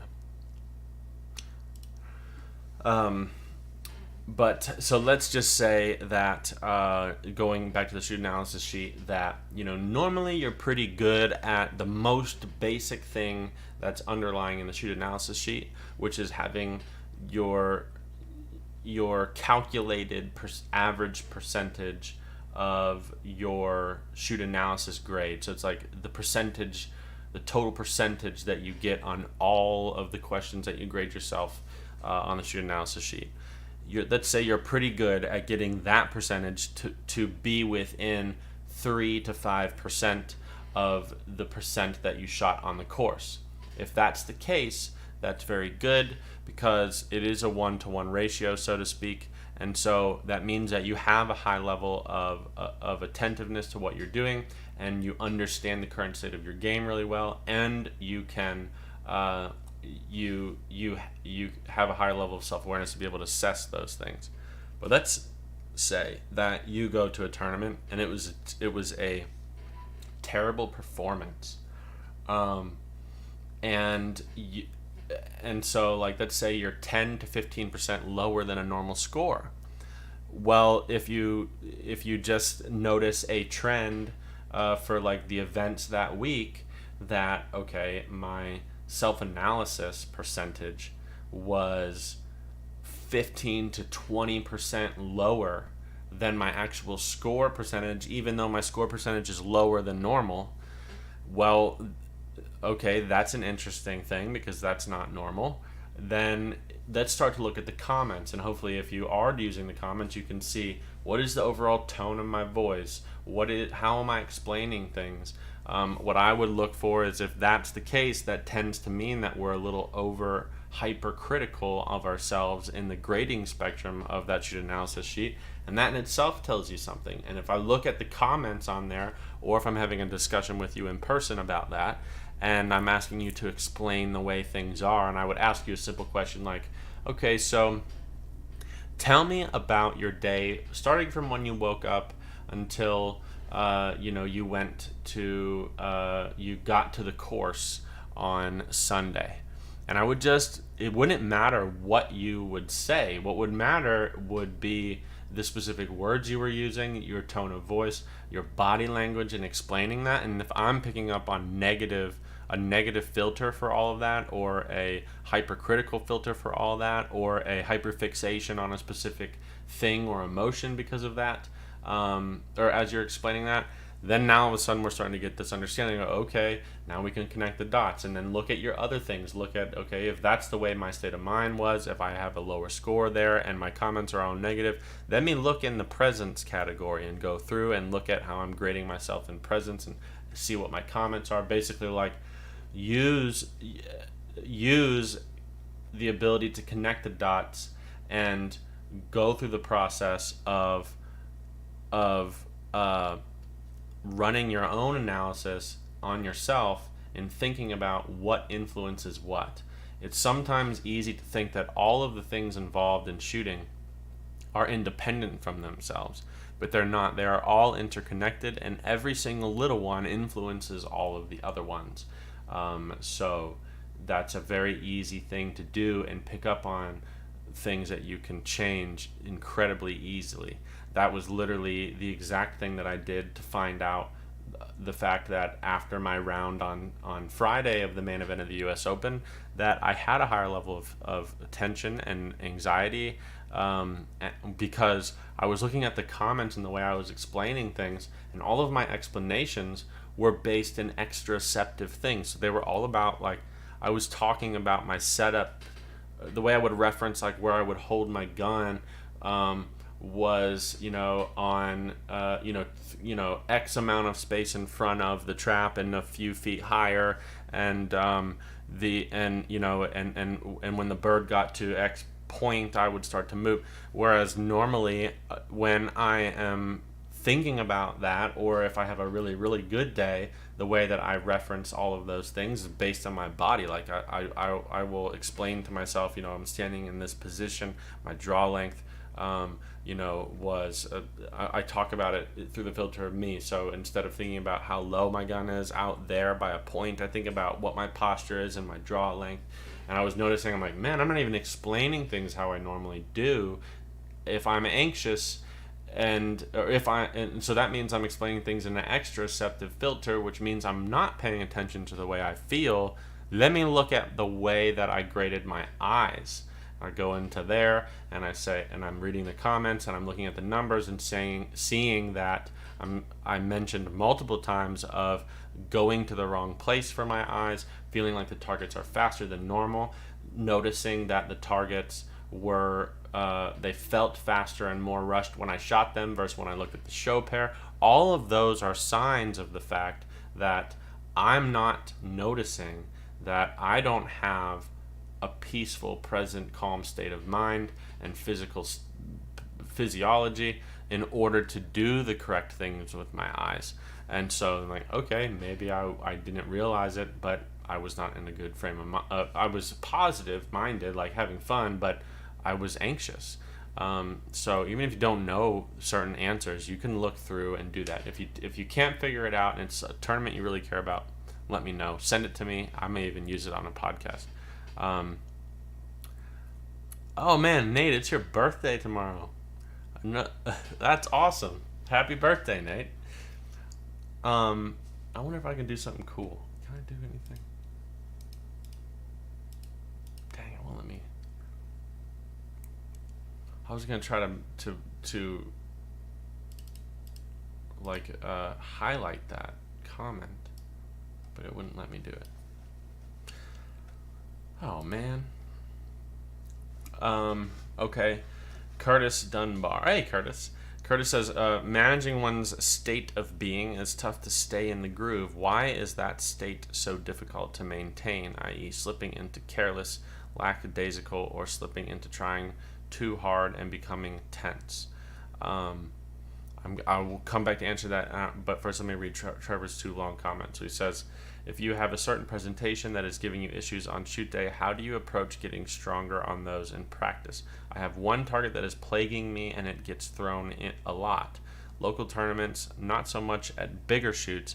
They are holding me back from top 5s in local shoots, and it's very frustrating. Very rarely am I stumped, but I have no clue how to get better at them.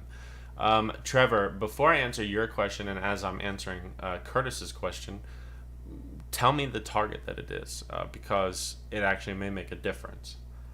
Okay, so Curtis, I'm going to read your question one more time. Curtis says, managing one's state of being is tough to stay in the groove. Why is that state so difficult to maintain? Slipping into careless, lackadaisical, or slipping into trying too hard and becoming tense? So it is a really, really good question, and it is very tough to stay in that state of mind. And the reason for that is because that in order to I want to say that a good word for that is homeostasis, like a good, I think that means like a balanced, living, breathing state that is like that feeds itself and like it just maintains and sustains whatever it is continuously. If I'm totally wrong on that, then make fun of me like I deserve. But anyways, in order for that to happen, it's not a thing that we can say like, okay, I feel this way, and I just have to do this one thing, and then I'm locked in like that for the rest of the day. That's not how that works. In order to maintain that state of presence and that, you can call it, being in the correct state of being, you can call it being in the zone, you can call it being whatever it is that you want to call it.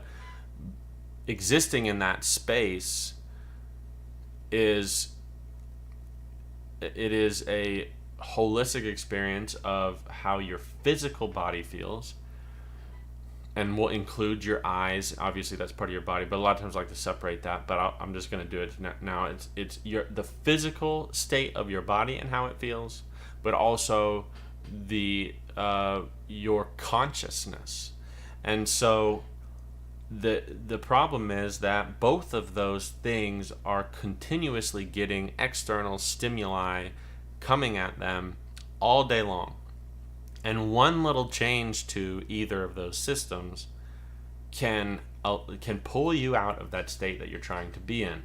So in order to stay in it, it requires a balancing act of constantly changing variables when you start to notice something getting too far in one direction. This is like a very simple analogy, but I really like the visual that it gives. I was on a group video call with a student once, while we had Henry Hopking. For those of you who don't know him, awesome guy, and I am a huge fan of what he does. I personally have never worked with him before, but I really honestly would like to. I just need time. But anyways, it was myself, a student of mine, and Henry Hopking. And we were kind of like group coaching the student, and he was in a program that we were all doing together. And Henry made the analogy of stating that you have to imagine that throughout the round, from start to finish of the round, there is a giant wall in front of you that has all these, he's English, so he says cog wheels, but I would just call them dials. But he's like, there's all these cogs on the wall, and you have to always be changing all of the different dials. And the progression from start to finish of the round has you influencing all of those things. And I really like that, because it is really, really true. It's like when you start to notice one of these things that influences your physical state or your consciousness, then you have to do something to either ramp something up or dial something back.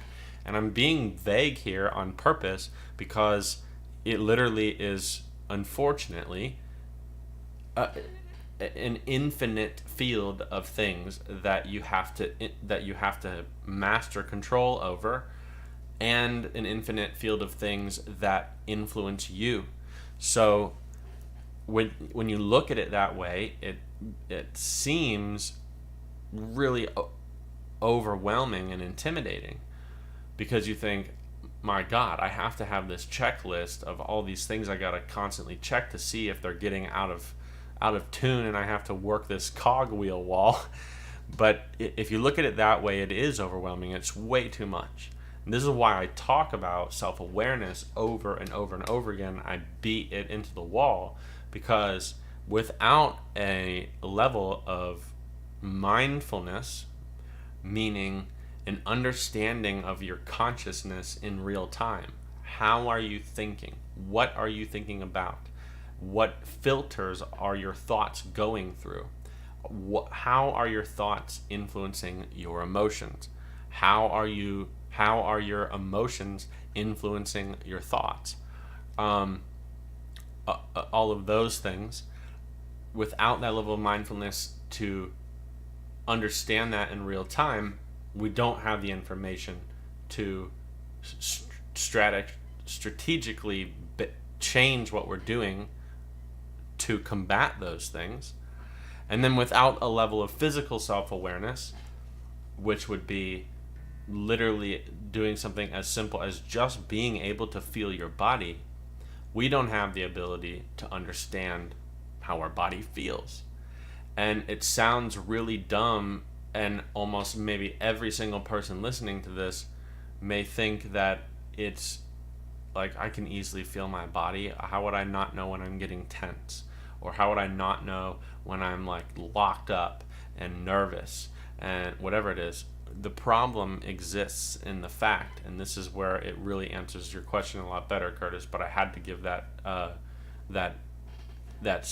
foundational summary down, because the problem that our game of clay shooting creates, which makes it a beautiful game, is the fact that what a mastery and performance of clay target shooting requires is that heightened level of mindfulness and your understanding your consciousness, and a heightened level of attentive awareness of your body. You have to be able to use that to understand where you are and make decisions and control your movement. But in order to break a target, you can't exist in that space at all. So this is why it's so hard to do what you said, which is managing your state of being, and it's hard to stay in the groove, because the very act of participating in the sport forces you to lose awareness of the things that you need to do in order to manage your state of being. And the way that happens is that we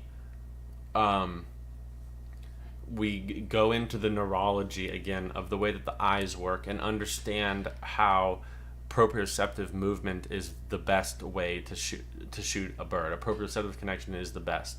Everybody completely misunderstands me when I say everybody. I mean like other pros. They completely misunderstand me in thinking that, you know, they call the way that I shoot proprioceptive, the proprioceptive method, or like, oh, Radulovich's proprioception shooting. No, that's wrong, because every person shoots proprioceptively. That's not my mechanics. By definition, mechanics cannot be proprioceptive. Where the argument in mechanics is that mechanics need to eventually become proprioceptive. But one style of mechanics is not proprioceptive and another one is not, unless you just haven't worked to make it proprioceptive. So it doesn't matter what your movement or mechanics are that you use to connect to a bird. It's proprioceptive if you do it correctly. And if you do it correctly, which is proprioceptively, that's your best shot of breaking the bird, because proprioceptively connecting to a bird is the equivalent of saying, I'm not going to determine a lead, determine where I need to put the gun, and put it there and pull the trigger. That's the opposite of proprioceptive shooting. So your brain is much better at shooting this game proprioceptively than you will be consciously. And there is, if anybody argues me on that, then I don't even need to have the debate, because they're just not very smart. But here we come with the emails I'm about to get. So if we need to shoot proprioceptively, and when we go to a tournament and we're trying to shoot proprioceptively, every person tells you, look at the bird, look at the bird, every coach. So obviously they know that it's important to look at the bird, let the body do the work, shoot it subconsciously. Well, in order to do that, we need to engage in smooth pursuit ocular movement. Smooth pursuit ocular movement requires conscious attention to the target. The target is extraceptive. It's outside of you. Using and paying attention to your vision is extraceptive. It's one of the 5 senses. But the thing required to manage your state of being, to stay in the groove, is self-awareness, which is all intraceptive. So that's where the problem is that if we allow our consciousness to go unchecked, if we don't have a cue in there to say, let's just pull us back to being intraceptive for just a little moment before we shoot this next pair, then what ends up happening is you start to compound the place that you're existing in the extraceptive spectrum, and you get further and further and further and further away from being intraceptive. And eventually you get to a threshold where you are so extraceptive that you don't realize that you're not intraceptive. And at that moment, all of your attention and your thoughts and your reactions are all based on things outside of you, and you will not be able to pay attention to your own body. And if you don't know what I'm talking about and or have never experienced this in shooting before, it's the exact same thing that happens if you're really focused on work and you forget to eat, or you are there's so many examples of this where just you're doing something and you don't pay attention to yourself. Either that you don't notice that you have to go to the bathroom until you think about it, or any of those things. That is going deep into an extraceptive spectrum and losing intraceptive self-awareness of your body and your thoughts. So in order to do the correct thing to break the bird, we have to do the opposite thing that's required to make a plan and assess what we need to do to break the bird. So basically the reason why it's so easy to lose being in the groove, long story short, in summary, is that to break the bird, we need to if you are feeling your body move and paying attention to how it feels and what your thoughts are while you're shooting a tournament target, even if you hit it, you'll hit it incorrectly. It's not a good shot because you're consciously going to be, even if 10%, moving the gun. And so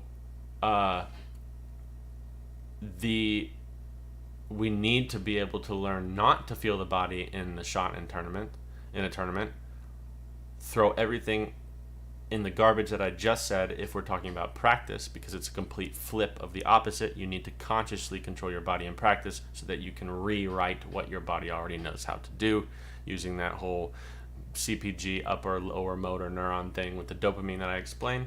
But going back into the tournaments, you can't feel your body in the shot, so you need to pay attention to the bird. And so even if you're a master of your own body and you understand the game really well, and you don't fall victim to nervousness and anxiety and get freaked out, and that by like meaning that you're like too afraid to miss the bird, or you don't want to you want to try to make sure you break it, like any of the typical anxiety that gets built around the shot. Even if you can handle that, you still have to go extraceptive to connect to a bird with smooth pursuit ocular movement. So the very best competitors in the game can very easily get out of managing their state of being well because of what I just explained. And then the least experienced competitors in this game, if they can get to a state where they can control all that stuff, they tend to have more anxiety built up around pulling the trigger, i.e. they have more value placed on the shot, or they just decide that that's what they care about more, and so that in itself induces anxiety. And when anxiety turns on, your brain will neurologically flip you into being extraceptive as a form of fight or flight response, which forces you into being hyper aware of a large field of view of your vision, sensitive to your peripheral, hyper aware to sounds, all of these things. That's where you get into the moment of being annoyed by people talking, annoyed by golf carts going past you, by seeing people walk around in your peripheral, not being able to not see the gun. There's a neurological explanation for when you get in that moment, and it's not necessarily your fault. Being that you are, how many times can anybody in here right now relate to the fact of like, I can't stop seeing the gun. No matter what I try to do, I can't stop seeing the gun, because you're in the wrong emotional state. Not because you know you need to look at the bird and you're just not consciously doing it. Like, you are consciously doing it, but your brain has changed biologically the way that your eyes are sending information to the brain to not allow you to see a small portion of your vision and exclude your peripheral, because it's thinking that you're about to get eaten by some animal in the bushes, and it doesn't want you to be ignoring everything in your vision. It is not possible for you to do it. So it's not your fault in that you're incapable of looking at the bird, but it is your fault in that you've gotten so extraceptive you don't realize how anxious, tense, and fight or flight that you are, and so all you really have to do is calm down. That's a super long explanation, but it's one of the most fascinating things to me about this game, and so I just decided I had a video call today with somebody, and it kind of went there, and so I just figured I'd do it again because it's fun. I hate this chair. I need to get a new chair. It squeaks so much. Can you guys let me know? Can you hear the squeaky chair? And then also, Curtis, let me know for any of you, I want to know some of your feedback. Did that give you an understanding of anything that you couldn't previously understand or explain? And then do you have any more questions off of that? Because that can get so deep and it's actually so valuable. I would be more than happy to go on that road as opposed to what I was planning on doing for now. So let me know. And my problem is that I am seeing... Oh. I just missed a bunch of my thing. I'm seeing comments come up on the video, but they're not showing up on my app. Let me see. Okay, I missed a bunch of comments because my chat just stopped refreshing. So I'm going to... Oh, it is the difference between top and live chat. Maybe?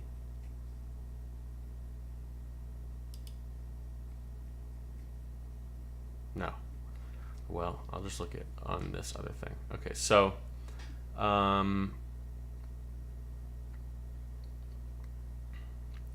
Curtis, oh, okay, so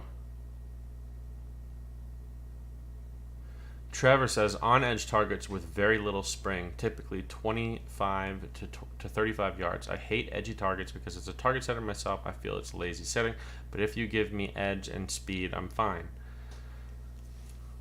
Okay, let me read your first two questions. If you have a certain presentation that's giving you issues on shoot day, how do you approach getting stronger in those? In practice, I have one target that is plaguing me, and it gets thrown a lot. Local tournaments, not so much at big shoots. Trevor, one question that I have for you before I answer that question, because it'll completely determine, again, my answer to your question is, what is the POI setup of your gun? Like, how much do you float the barrel? Let me know that. And Curtis says, it is so hard to know yourself well enough to feel the slip start to happen and not just realize it after its impacted performance. Yeah, Curtis, I will say that it's actually kind of becomes impossible to once you get to a certain level of this extroceptive attentiveness, because and I would also say that the vast majority of people that participate in this game start the round off on the level of that spectrum where it's impossible for them to notice. I mean, the things I'm talking about right now are things that I have to be attentive to in my rounds because they affect me personally. And but that's, I gotta fix my camera again. But that means that for me, being someone that studies this, teaches it every single day, where it's always at the forefront of my conscious mind, if it's easy for me to let it slip and not realize it in the middle of the US Open, like what I just talked about, then and I am specifically doing things to start the round off where I want it to start. I mean, I can tell you 100% of my students, at least at the start, don't even realize that this happens to them on every shot. And it's only until, you get to a level of I notice a trend of it happening in two ways. With somebody that is very, very physically self-aware and practices mindfulness and like meditative thoughts and things like that, they can generally at the snap of a finger flip into thinking that way, pay attention to it, and notice it and change it, regardless of skill level in the game. But that's a very rare person to, in shooting at least, to have an interest in those things.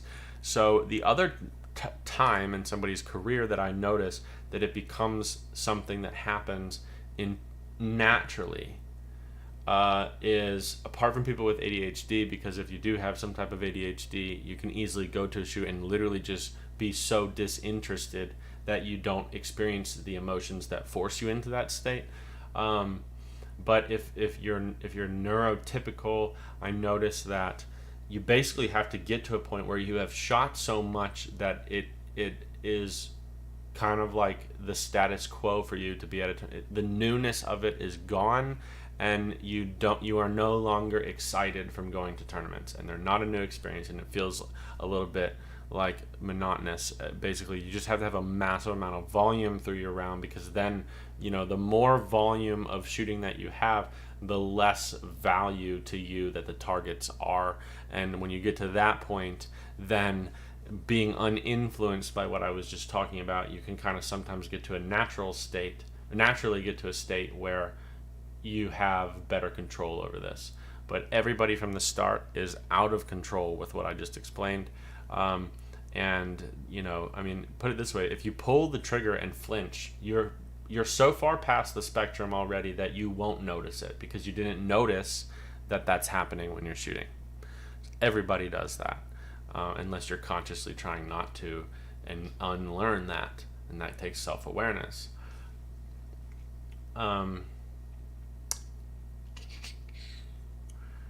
Trevor, usually rising. I missed 4 of these today and shot 91, HOAs 95, currently probably a 97 set of parkour. Typically we don't understand where we are. Yeah. I feel you on that one, Nate. Trevor says, holy crap, just had this conversation with a friend getting into registered clays today. Focus on mechanics and practice so that you don't think about them in the shoot. Practice will have more misses, 100%. Then shoot day, because your focus is split between feeling and executing movement and the bird. On shoot day, movement should take no focus from looking at the target. 100% agree. This is why if you're a student of mine and you've ever shot a tournament with me, sometimes you can, it depends on how tuned up I am, but you may possibly see me like doing things that I teach not to do in terms of my movement. Like you might see me have bad mechanics, and which I fully embrace and accept and will talk about, because it's not an ego thing. It's a matter of the purpose of practice is to, over time, focus consciously on the thing that you want to eventually happen in a tournament. If in a tournament you're trying to focus on the thing that you just learned or in a lesson or that you've been working on in practice, then you're detracting from your ability to pay attention to the bird. And I literally mean, like, it's a difference between looking what I mean when I say you're paying attention to something that's detracting from your ability to look at the bird and pay attention to the bird. I literally mean your thoughts, like your conscious dialogue needs to be engaged and thinking about and involving the target, because you need to connect your thoughts to what you're seeing in order to engage that neurological pathway to control your ocular muscle in the way that we need it to, which is that smooth pursuit. Now, don't get me wrong, it doesn't mean like as the target is flying through the air, you're like having a conversation with it in your head. That's the opposite of what I'm talking about. I just mean it's the equivalent of, the best thing I can say, it will allow me to not have to waste your guys' time unless you want me to talk about it more, but this is kind of talking about what is in the Quiet Eye study by Joan Vickers. It's, look at the ocular movement of the best athletes in that study, and it is very precise, very refined, very minimal, very little saccadic movement, and I think that there is neurological mapping, like brain mapping in that study, that where you can see what parts of the brain are lighting up, and it's the part that involves your attention. So that's what I'm talking about. Let's see. Ron says, so practicing a particular target, we consciously think on what we need to do to break the target, and if we are shooting a 100 target practice course, we should shoot it as if we were in a tournament.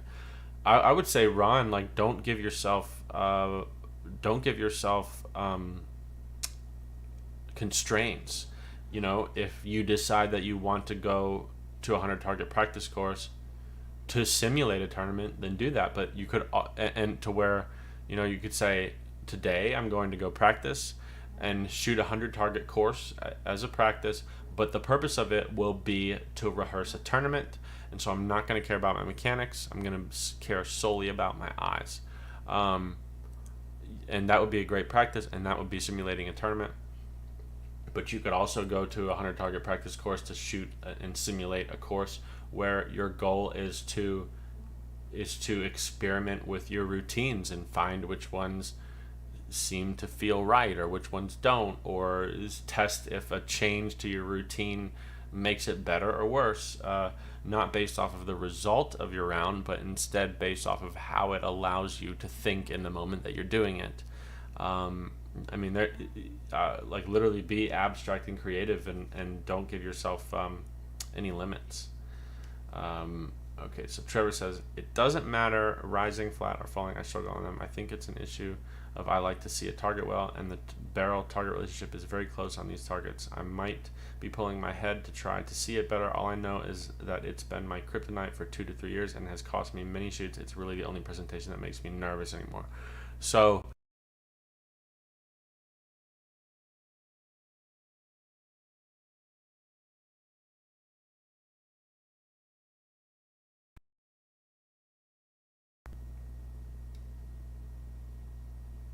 okay, no, it's back.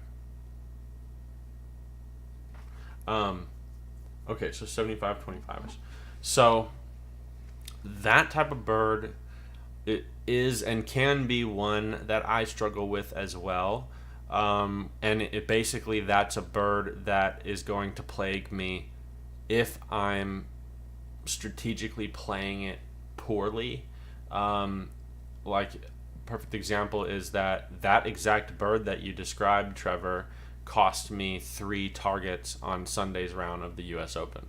And if you, I think you were here on Monday, you would have heard me go through the analysis of my round for that Sunday round, and I was talking about, just the awkwardness that I felt and my inability to, control my body and everything like that. And so, like, if I feel like I don't have a high level of self-awareness and control of my body, then I miss those shots for the exact same reason for you. I literally feel clueless on them. I don't know. I can't feel a connection.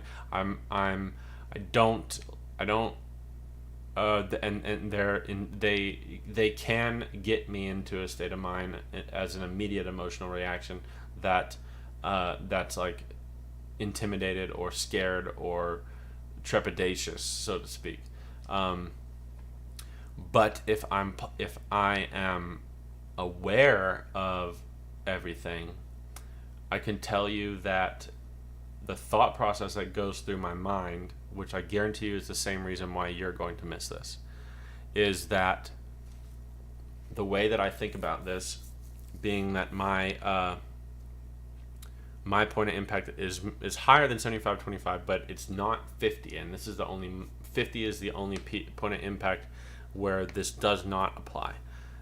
The reason why that shot is one that is difficult for someone that is a skilled shooter. So that is a perfect target to set, to take away birds from the top shots and give birds to like the lower class shooters, because it's a shot that forces the highest level of barrel awareness, and the best shots don't want to see that, and the newer guys don't know how not to see that, and so they can hit it, and we struggle because we try to avoid that, or we're scared by it, or we don't like it, and we try to manipulate our shot to not have it be that way, and then we miss.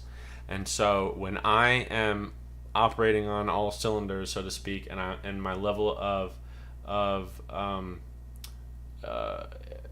like the level brain fart on a massive level right there, how much analytical ability that I have accessible to me in that moment, if it's very high, then this is my state of mind. I look at the bird and I think, okay, that's one of those birds. And the thing that's challenging about that is that it forces me into a close physical relationship with the bird, and two-dimensionally with the gun. So I'm going to have it has a small lead. Dependent on where I want to shoot that shot, I can also possibly be forced into occluding that bird. If it's a bird coming from the right and it's that way, then my thought process is, okay, the placement that the gun needs to be in to shoot that, if I'm deciding to shoot it on the way up or close to the apex, is going to highly occlude the bird. If I have my eye closer to the gun, and the way that I shoot is not 50-50, so I don't even know what my point of impact is because I don't care to measure it. But 75-25 would I know he's a lefty, but I'm just gonna say I'm gonna explain both sides of the target line. Gosh dang, my brain is so far ahead of my mouth right now.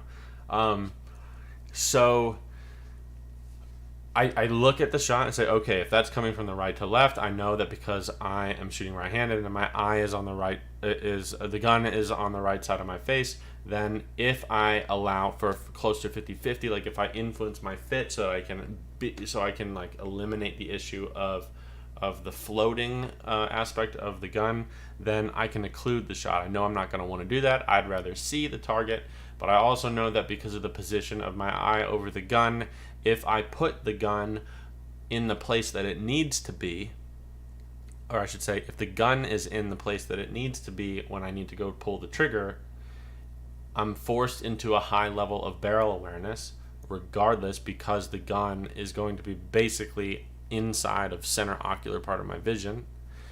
And I'm good enough as a shooter to understand that if a bird is going up, the gun needs to be above the target. But I also avoid trying to look at lead as much as I can. I like to be completely involved in seeing the bird. So I don't like to make the decision of calculating the position of the gun in relation to the target. I try to avoid that at all costs because it's emotionally uncomfortable to pull the trigger with that filter of the shot.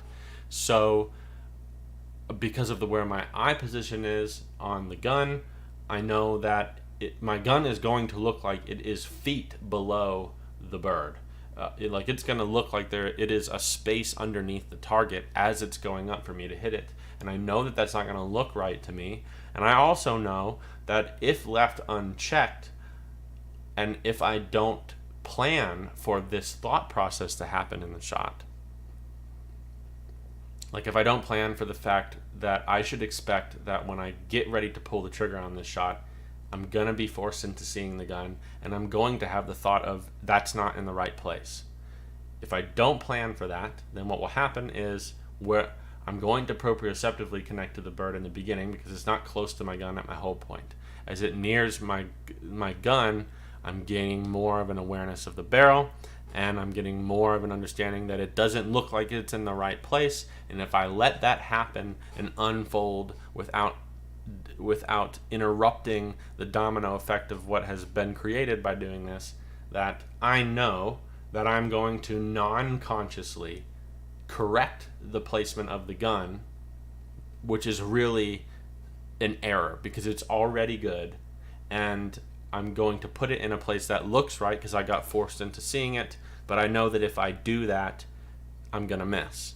This is the equivalent of what happens to somebody with an eye dominance misalignment, a cyclopean position misalignment in relation to their handedness, and this is why it's so hard to shoot using a lead-based approach to shooting, because it doesn't matter if you're fully engaged in seeing the bird for the first part of the shot without preloading the conscious thought of, hey, when it gets to this shot happening, and I'm trying to aim this shot, or I'm forced into aiming this shot and it doesn't look right, don't change it.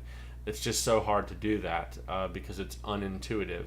But I preload that thought process and I say, if I feel a fluidly uninterrupted movement, like if I feel like this shot is happening where I'm not having to consciously interject to change it in the beginning, then I'm going to maintain that at the end, and I'm going to purposefully resist the urge to make the change. When I do that, then I can that's option one, and that tends to work. If I make the assessment that that's not going to work because I'm not calm enough to be able to do that, then basically I change my approach.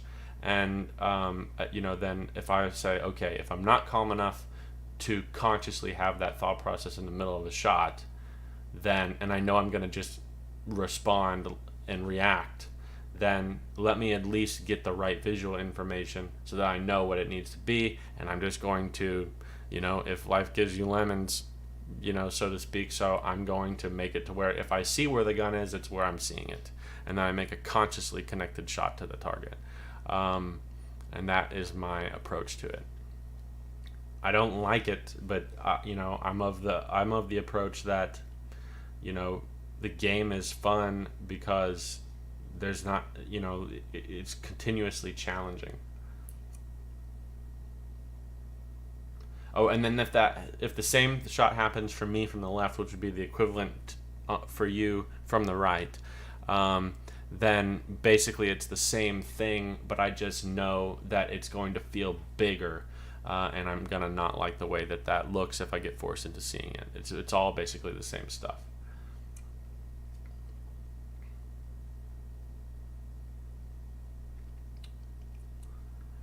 It seems to be gun blockage occlusion, so I move the barrel out of the way into a greater future location. Yeah. Joe says, we won't hold that again.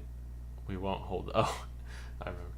Trevor says, I actually feel like I'm good with turning barrel awareness on and off after working with Anthony on struggling on low flat incomers a few years back. Those don't bother me anymore, but a slow edgy crosser or quartering bird still kill me. Just trying to figure out what to focus on in practice since I almost never practice. The direction of the target makes no difference. I struggle on this from the left or the right.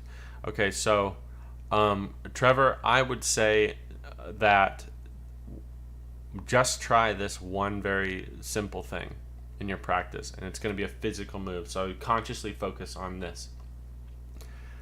Make a shot where build it in from the ground up. Understand that what I'm going to tell you to do from the very first shot is not the actual move, but it's going to allow you to build upon this starting point. Start the first shot with the zero gun movement right on the break point. Start your eyes on the trap and consciously control your body to not allowing it to move. Basically the equivalent of a pure spot shot, no matter how much movement the gun is or the target has, and like a purely connected movement with your eyes with the gun not changing, and then start with zero movement and then build it into a slowly bigger movement, but with a very high level of conscious physical attention to if you're having any bit of acceleration after the shot. That shot needs to be the opposite of like, I mean, I would say that shot needs to be the opposite of the traditional sense of the way that Anthony would teach. It needs to have no acceleration off of the bird. It needs to be the opposite. In a way, you could look at it as like a collapsing lead if you're going to be lead conscious of the shot.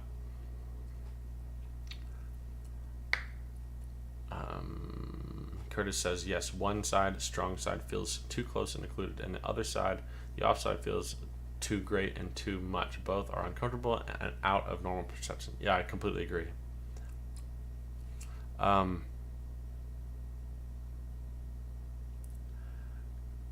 So can you guys give me a little is my video like acting really weird? Because I don't know what's going on here, but I'm getting like a strange like the video is breaking down, like it's not being encoded right. Are you guys seeing that? Are you hearing me, I guess? Is another question we should ask. And if you are, everything is good. I'll just easily ignore it. But if that is the case, then do we have any other questions?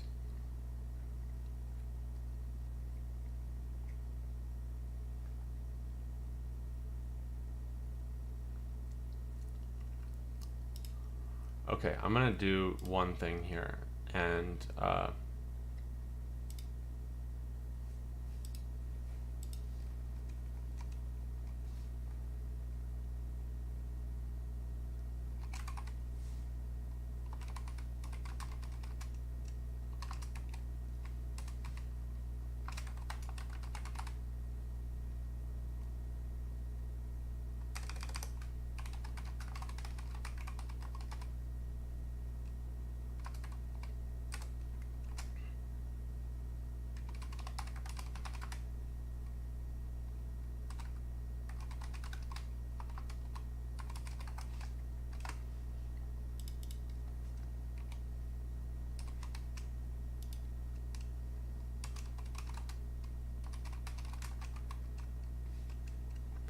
okay.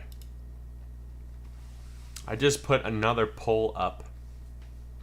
I am going to grab some more water, because after that tirade of me speaking, I feel like I just ate a bunch of cotton balls. So I'll be right back. And I know Gayla said a question I did not answer yet, so I'm going to highlight this so I don't miss it when I come back. So I will be right back. If you guys could answer that poll for me, let me know, because you guys are asking honestly very good questions, and I don't want to abandon that to stick to a plan if this can potentially be more helpful for you. So let me know what you think, and we'll do that. and I will be right back.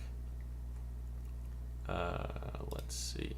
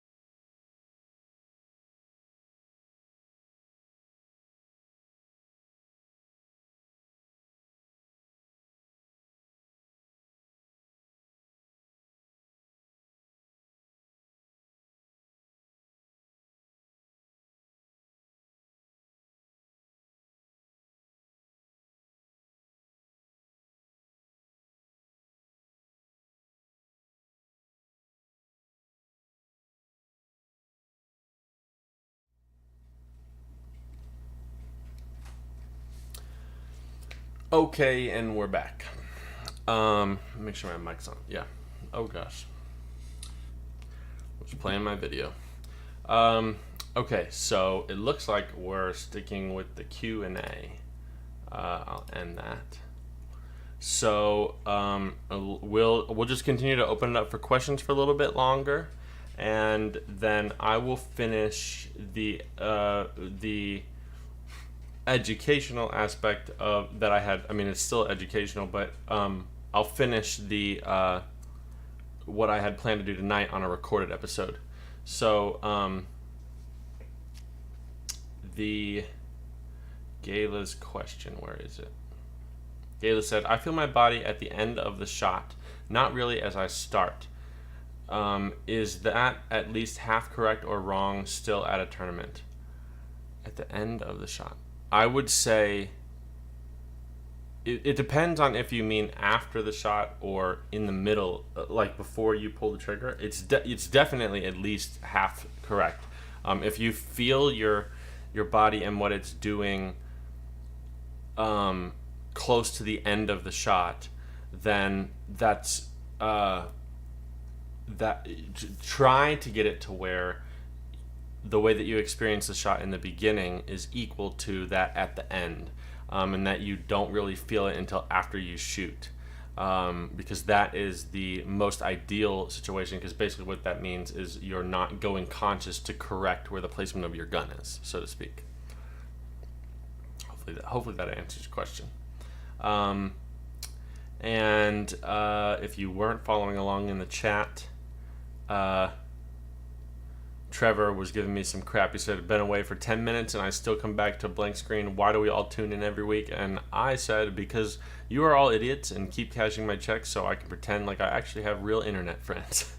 Okay, so Trevor again says, I'm coming to the spring deuce just to ruin your target setting. Just don't set any slow, edgy targets. Oh, I'm definitely going to do that now that I know.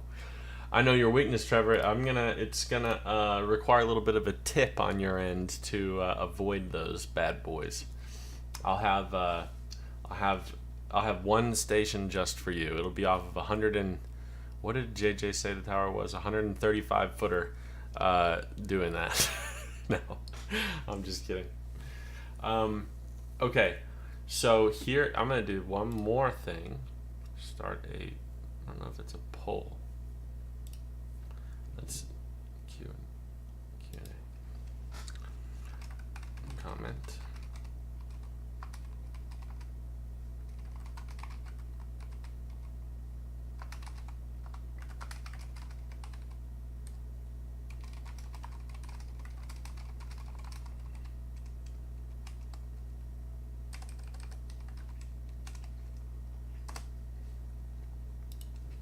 Okay.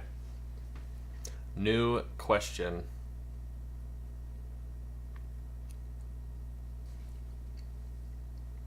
In here. So I'm really curious. I'd like to know. I'd like to get you guys to comment with your favorite or most unique target you've ever shot, because maybe I can copy somebody's idea.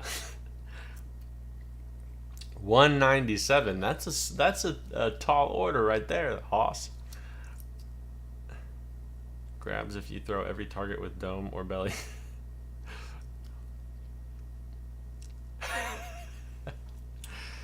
Yeah, edgy birds. That's the interesting thing. Like, as a target setter myself too, you tend not to set targets that you don't think are good targets.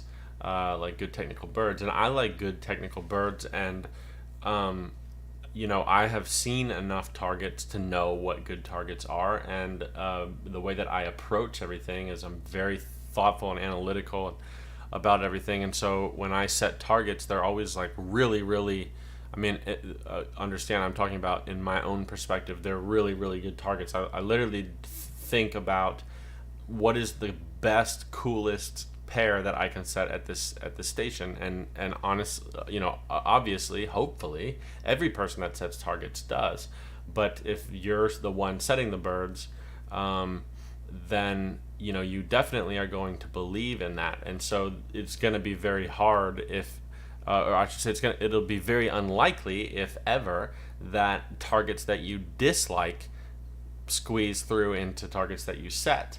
And the reason why I'm saying that is because if you're somebody that has the ability to set the targets that you practice, i.e., you have your own traps or you have clay bots or something like that, then it's very easy to unintentionally create a scenario or build into part of your game a weakness and stuff that you're unaware of is a weakness because of the fact that you never set it and have very little experience in practicing it and being comfortable shooting it.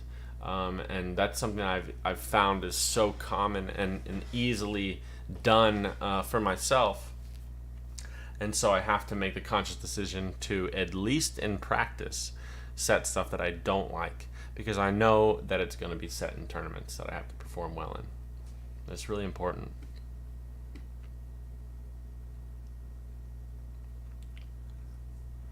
Also, a custom goose call. It didn't take my first few words. Jesus, a custom goose call with your logo is up for grabs. Okay, now I understand what you're trying to say. So you're saying what? So what is the deal, Trevor? Like what has to happen for you to win, and what do you want if you win this bet?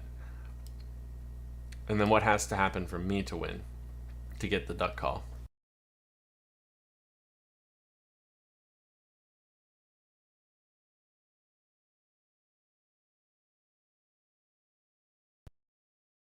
If you can, if it lets you, like it didn't let Jason, but of your calls. Trevor makes beautiful calls, and honestly, I mean, Trevor can attest to this. I am definitely not a highly skilled waterfowl caller of ducks or geese, but completely unbiasedly, I have a call that I got from you, Trevor, like at the 2000, I want to say 17 Ohio State Championship that I bought, and it is by far my favorite call. I mean, it like apart on top of the fact that I think it's absolutely beautiful. It's the most beautiful one I've ever seen. The way that you put the wood together on it is gorgeous. But that aside, I don't use calls because they look pretty. I use calls because they sound good, and it sounds so freaking good. And that's saying something if I can make it sound good.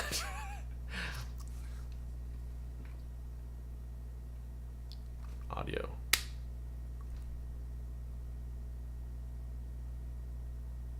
Yeah, the audio is messed up.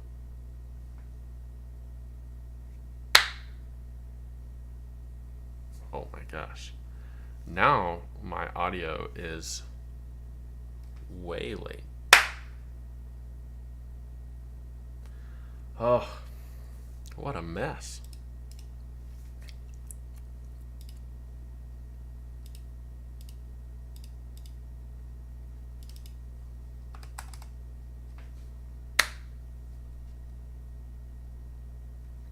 Oh no, actually, it's caught up. Sorry, guys.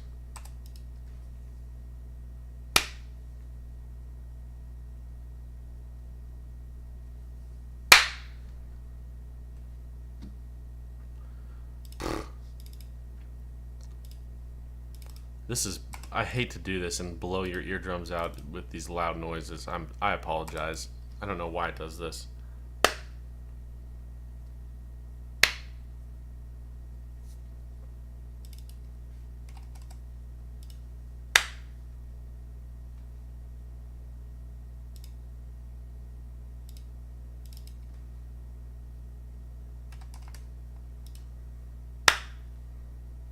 Okay. Sorry, guys. That's a bit terrible. Okay. Okay, so we got some entries into this little target thing. Curtis has a screen bed 2 coming flat out from way below the feet, going away like at the pit. Yeah, I miss. I miss Rusty Dusty, the 25-year-old Batu machine. That was the best machine ever made.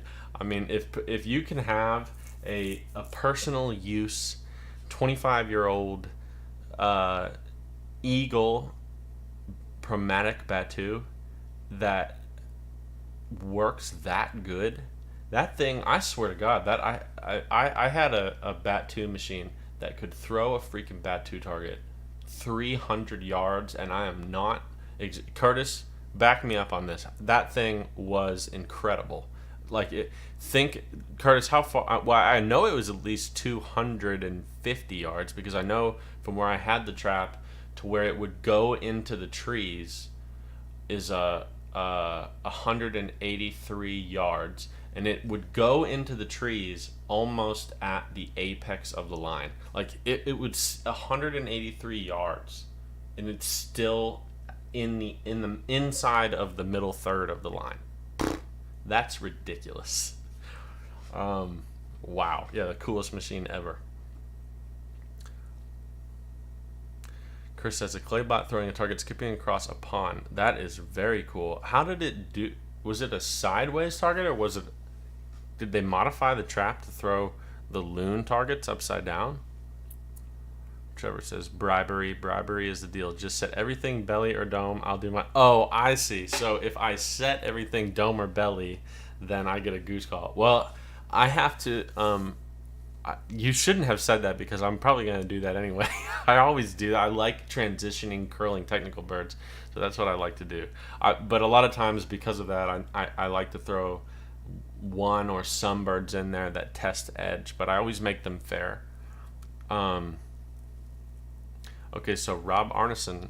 Hey, Rob, I haven't seen you in here before. Rob says, a springing teal rabbit. Crazy how many competitive shooters miss it around here. Yeah, if you take those Chromatic octagon machines and you flip them all the way straight up and you throw a rabbit target straight up in the air, it really is a complex target. And it's really fun, actually, to throw that in the sky, flip it around so it's belly and black.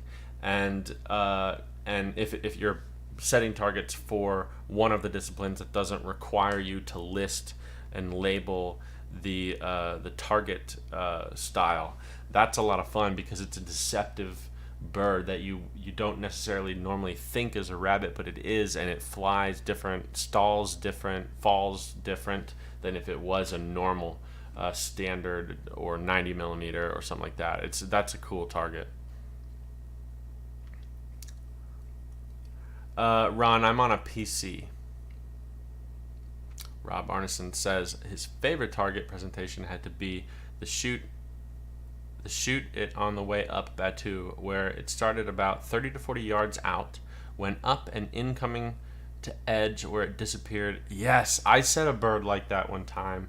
So Rob, I don't know if you know this, and I might be wrong here, but I have heard from multiple people that was actually originally what a Batu target was designed for, was to be the target that thrown at you as a driven bird.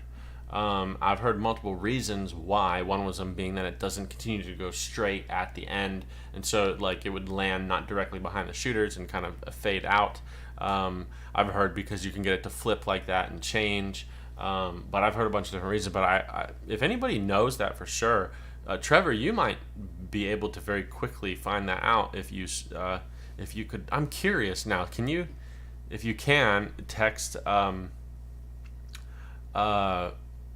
my gosh, I'm total blank on his name. You know who I'm talking about. Shoot him a text message and see. That's embarrassing. It's not because I don't know who he is. It's because of my ADHD. I can see his face. I've known him since I was 9 years old. Okay, so Trevor again says, as far as favorite targets, how about a Chromatic Chandelle machine leaned over on blocks tied to a stake in the ground that throws an upside down standard skipping across a pond? That's really cool. I also just like doing that on those birds or on those traps and throwing it as an incoming teal to where the apex of it coming into you, it's purely upside down, and it stalls out super fast and just drops like a rock because there's no aerodynamic lift on it. That is a really fun target. Same thing as a really fast quartering away bird, like shots where you would kind of intuitively want to shoot or normally shoot closer to the apex. When you throw them upside down like that, they don't have that same transition in the stall and in changing from being underpowered from the trap to being underpowered by gravity, and they just drop really fast. And if you can amp somebody up by throwing that as a quartering away bird really, really fast, they're going to end up shooting it later, but they'll have a lot of speed and muscle and hands in their move, and they won't look at it too hard, and they'll miss over top of it every single time.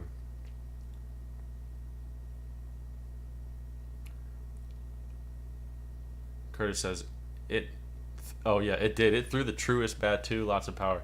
It was that old Rusty Dusty. It really did. It was just a smooth sailor, and the motor on it was so bad you'd have to shoot like other pair in between it cocking itself because it was so old and sat outside for so long. But oh my, and when you'd throw that thing, it was dead quiet. That was like the best machine ever made. Chris says, I set that. Which one are you referencing? The upside down bird? I generally try to throw upside down birds on there's certain types of targets that I try to put in some different way in every tournament that I set, because I don't. Rochester is kind of one of the only places that I've trended towards doing this less, because I so regularly set tournaments there that if I do that, then it starts to be similar courses, every time I set, and I don't want that to happen. But normally when I'm setting targets for something, it's either a traveling shoot and I'm gonna be setting targets at that place one time, or something like that. And so I like to try to do that, because very few people get a chance to shoot targets like that, and they're so fun, especially if the club will leave the targets up that way so people can practice them and play around. Trevor says, by NSCA rules, every discipline requires labeling specialty targets. Oh yeah, I didn't realize what time it is. Yeah, Robert Crow, that's very obvious. Okay. Well, we'll have to find out, and I'll know. I don't know if I have his phone number. It says, I throw lots of incoming upside down birds with an orange dome target. It really messes people up. It is a lot of fun. I threw one. This is fun. If you like to do those upside down incoming birds, then throw a true pair of black, like all black standards, one upside down, one right side up incoming, and have it to where the right side up bird trap is further away, so it mimics two-dimensionally, it looks like a similar line and can hit the same height of an apex as the bird that's upside down, and have them both kind of hit apex close to each other, like close to each other in height, but also close to each other in time, and just have that upside down bird closer in and higher up because they'll fall faster. And watch how people will go, dead loss. I'm like, what the heck is going on? It's so cool, because you got to do them both black, because if you can do it that way and get it at the right place, you hide the detail of the target, and you can't really tell that it's upside down. And most people don't pay that much attention anyway. Yeah, let me know, Trevor. I'm very curious about that. And Chris said to check my phone. Let's see. Oh yeah, that's right.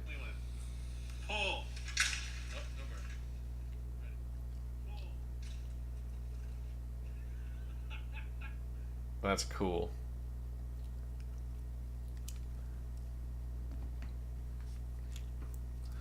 Jake says, the World Pieteska Providence rabbit across the lake, unreal target. Yeah, Jesus rabbits are cool. I like Jesus rabbit, upside down bat 2, true pairs. That's a cool thing, because upside down bat 2s people think, you know, like they can kind of get intimidated by them, but they're actually like the easiest Batu you can throw. If you hit them after the bounce, they just flip right off to the side and they lose a bunch of speed, but it's a neat bird.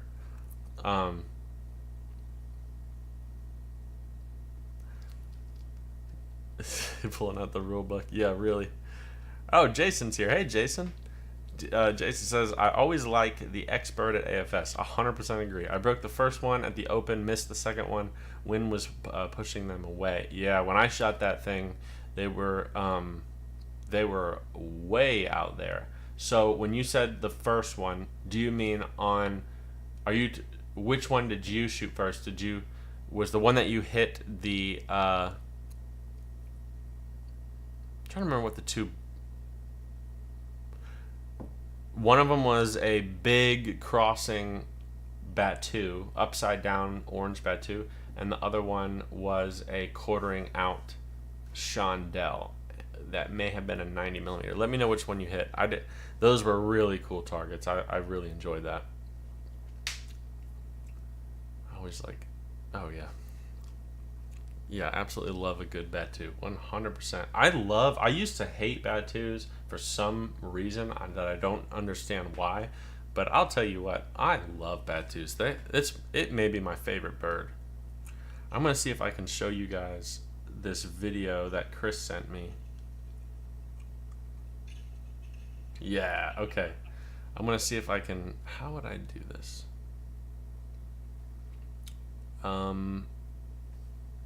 Share.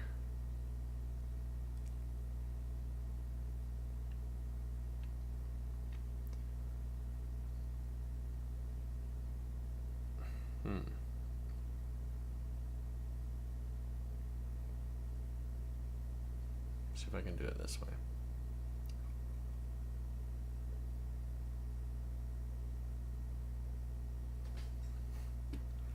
Okay, I'm going to see if I can show you this pair that I had from the robots, because it was cool.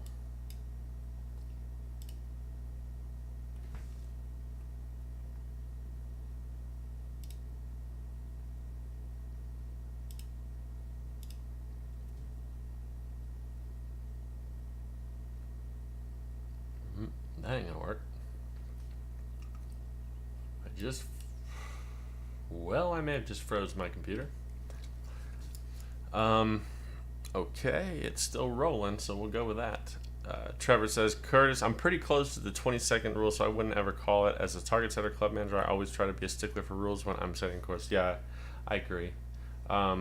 Except a lot of times I'm kind of mean and I decide not to follow the rules because, I think that the one thing that I think is a valuable part of the game is that I think that and it's a part that you take away from the target setter if you require these things, are labeling where the traps are and labeling the target. I think that if you do that, you kind of like ruin a part of the game that can be fun as a target setter to be able to do. I'm gonna see if, yeah, okay, let's do this.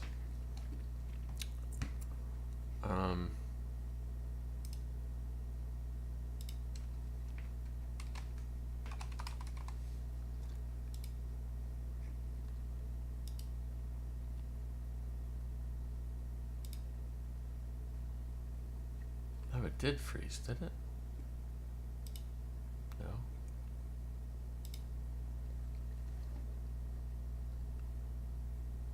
Remove that.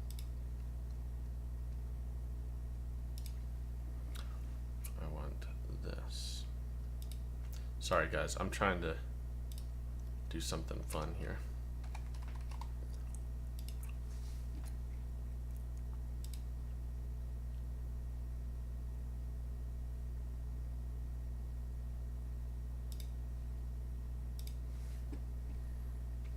Okay.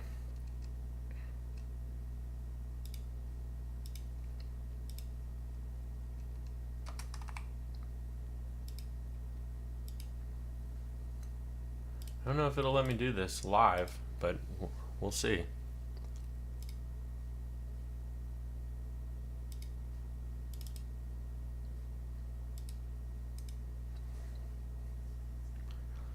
Okay, fit the screen. Okay, let's do. I'll show you the pair that that we're talking about.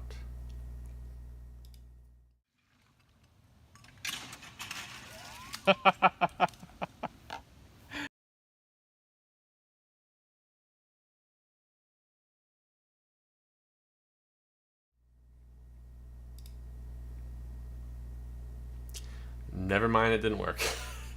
I'll have to show you another time somehow. It's a really cool report pair with two robots, like right along a pond, leaned all the way over, both rolling off the water. Really fun. Those robots are amazing. Man, I'll tell you what. Let's see. Let me go to my other comments, because this one seems to not be.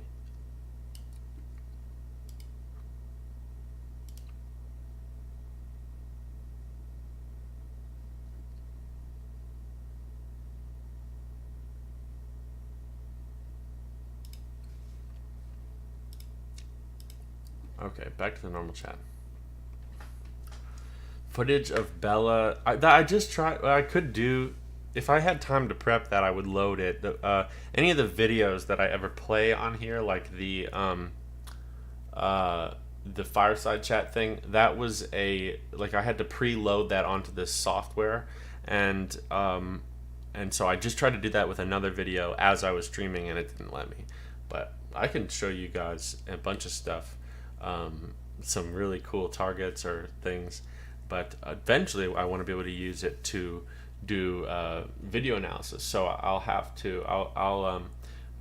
I'll release a link. Maybe I'll send an email out to everybody, to where if you have any videos of you shooting, if you submit those, then I can take them and pull them on, and we can go through them live and do annotations like on the screen and stuff, like I've done a few times before. But yeah, because that one's doing it that way is slightly different than doing what I was just trying to do, but it still would be cool. Only have pictures of Bella retrieving ducks, or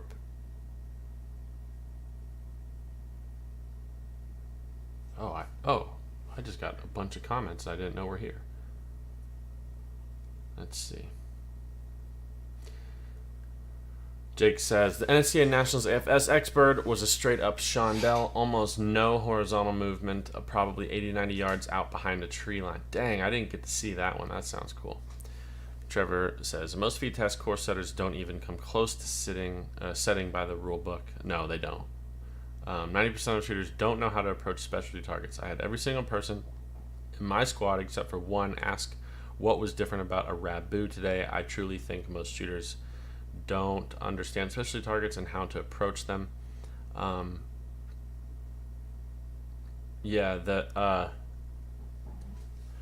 agree, but I think a big reason for that, though, is I think that a lot of people just don't pay attention to the fact that it is one of those. I mean, Trevor, you've taught, a lot of lessons, and I mean, how many times in a lesson when you bring up the fact that, oh, this bird is XYZ, and they don't even know that, which says multiple things. And number one, it goes to show how in the wrong physiological and visual state that we really don't look at birds that well, because you should be able to tell what a bird is if you're paying attention to it, with the exception of things like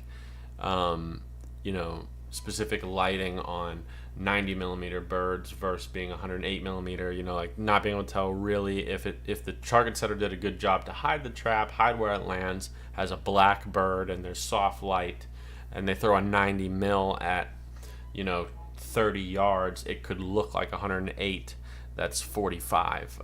So that's obviously understandable, which is a part of the game that I love. But a difference between a rabbit and a standard in the air, or a Batu and a standard in the air, it's that's one of the reasons. But if you think critically and analytically about the way that they fly, then you should be able to understand the difference of what's happening. And a lot of times, the way to approach one of those birds is kind of just a different. It just kind of requires just different planning, a non-typical breakpoint due to the way that the bird flies. But you can still, if you understand that aspect of approaching targets like that, specialty birds, then you can shoot them the same way, just in a different place. Yeah, the quartering one. I agree, Jay. Yeah. Okay. Yeah, I hit the I hit the bed two in the first shot, and the quartering chandelle I had to shoot on a second bird, or second shot. But that's because I got so excited to see that target. I wanted to see how fast I could possibly shoot it. So I went pull bang, and I missed, and then I shot another one, and I hit it. Oh, and that's cool, Trevor. That I didn't. I guess she did get. Maybe. Was it from when you came to visit? I didn't remember. I thought we didn't get any duck. Oh, we did get some. Okay. Yeah, actually, yeah, we did. Sorry. ADHD moment there, having to relive that whole experience. That was fun.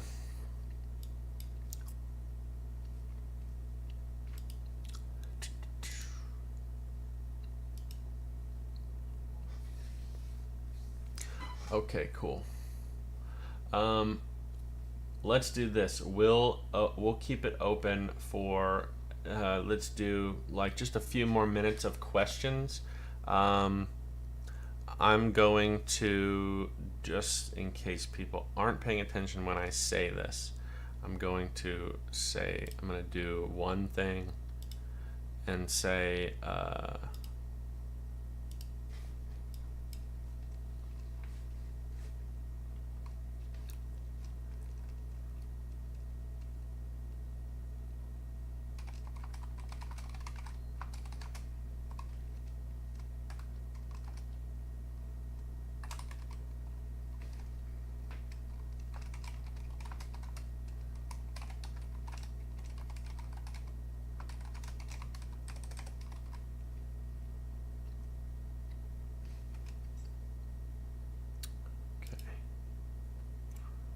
I don't know how well this will work, but just so that people can see it.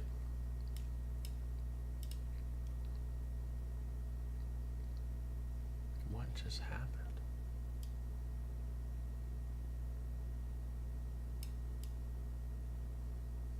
What in the world? You know what? Forget that. Not gonna work. Anyways, I was trying to type a thing on the screen that would pop up and said, last 5 minutes, but I'm gonna send it to the be right back screen or whatever you call it, and then I'll let it sit there for just like a few minutes, and if anybody is trying to type a question or anything, type that in, and then I'll answer that. If you want to stick around for those, then feel free to. If not, then feel free to head out, because we're already at the 3-hour mark, and I don't want to keep anybody any or too much longer, and I have so much work to do as soon as I end this call. It's not even funny. So I'd like to not go to bed at 2 or 3 in the morning for the 5th night in a row. So we'll just do it that way. And but anyways, thank you guys for joining tonight, and that was a lot of fun.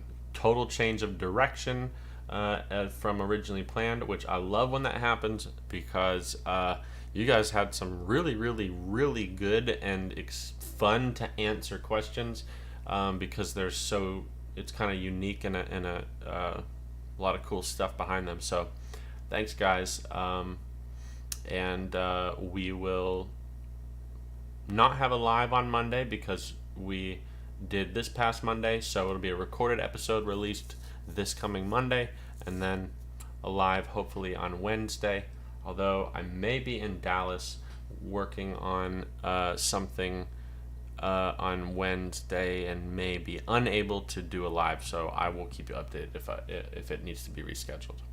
So thank you guys, and I would say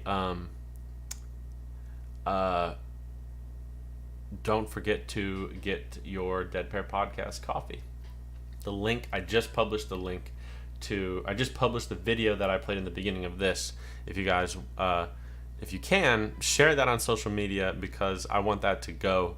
I want that to get as many shares as possible, because I want to help out the Dead Pair Podcast guys and hopefully sell some coffee for them, because I think it's cool. I also want to, apart from the Dead Pair, I think it's really cool that we have a guy. If you don't know about Dalton and Deuce, the guy that has that, he's a shooter, and it's a small startup coffee company. So we definitely should support somebody like that, because any type of entrepreneurial venture is great, but do it inside of our community, and I think we should all stand behind them. So let's do that. Support a fellow shooter and another podcast.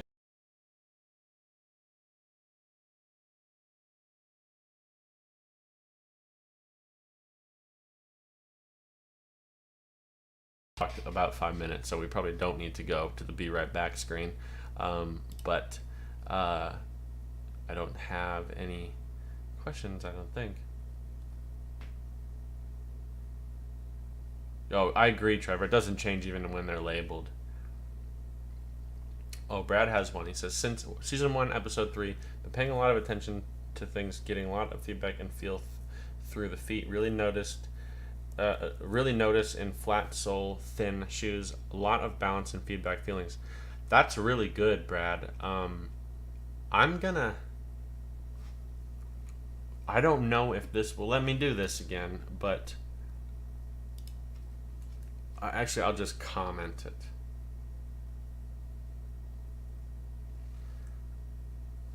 His name is Matt Zanis, and I'm not going to be able to find it fast enough, but I want to say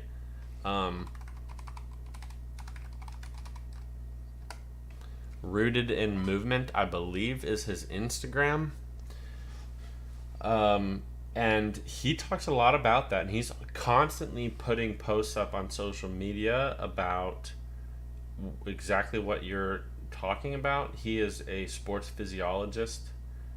Oh, I messed it up. It's not that one. Crap, I just advertised somebody else on accident. It's ROOTEDINMVMNT. This is it. Rooted in Movement. So take that and just search it on Instagram, and give him a follow. He's a really nice guy. I interviewed him before on podcast. Smart guy, sports physiologist for the United States Olympic team, specifically focusing on shooting, and he talks a lot about everything, about balance, about feet. He calls shoes feet prisons, I think, or something. But yeah, that's one of the reasons why I shoot and I use, if you like that, check out these shoes. And actually, Brad, I think those shoes that I just sent you, they may be made in Australia. I know they're at least not in the United States, but those are really awesome shoes, and they heighten that proprioceptive feedback coming from your feet and let you get a really good feel in. And let me see any other ones.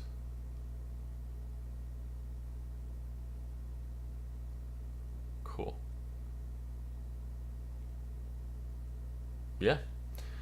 Thank you guys, and hey, David, what's up? Okay, thank you guys. I'm gonna have to run and do more work. If you need anything, you should be able to text me the rest of the night. I just am gonna be on some calls and then doing some work. So cool. Thank you guys. Share the video on social media if you can. It's called Fireside Chat with David Dulovich Journey Podcast. It's on, if you go to it'll be there if you go to the YouTube channel that you're already on. So that'll be cool. Adios and have a good night, guys.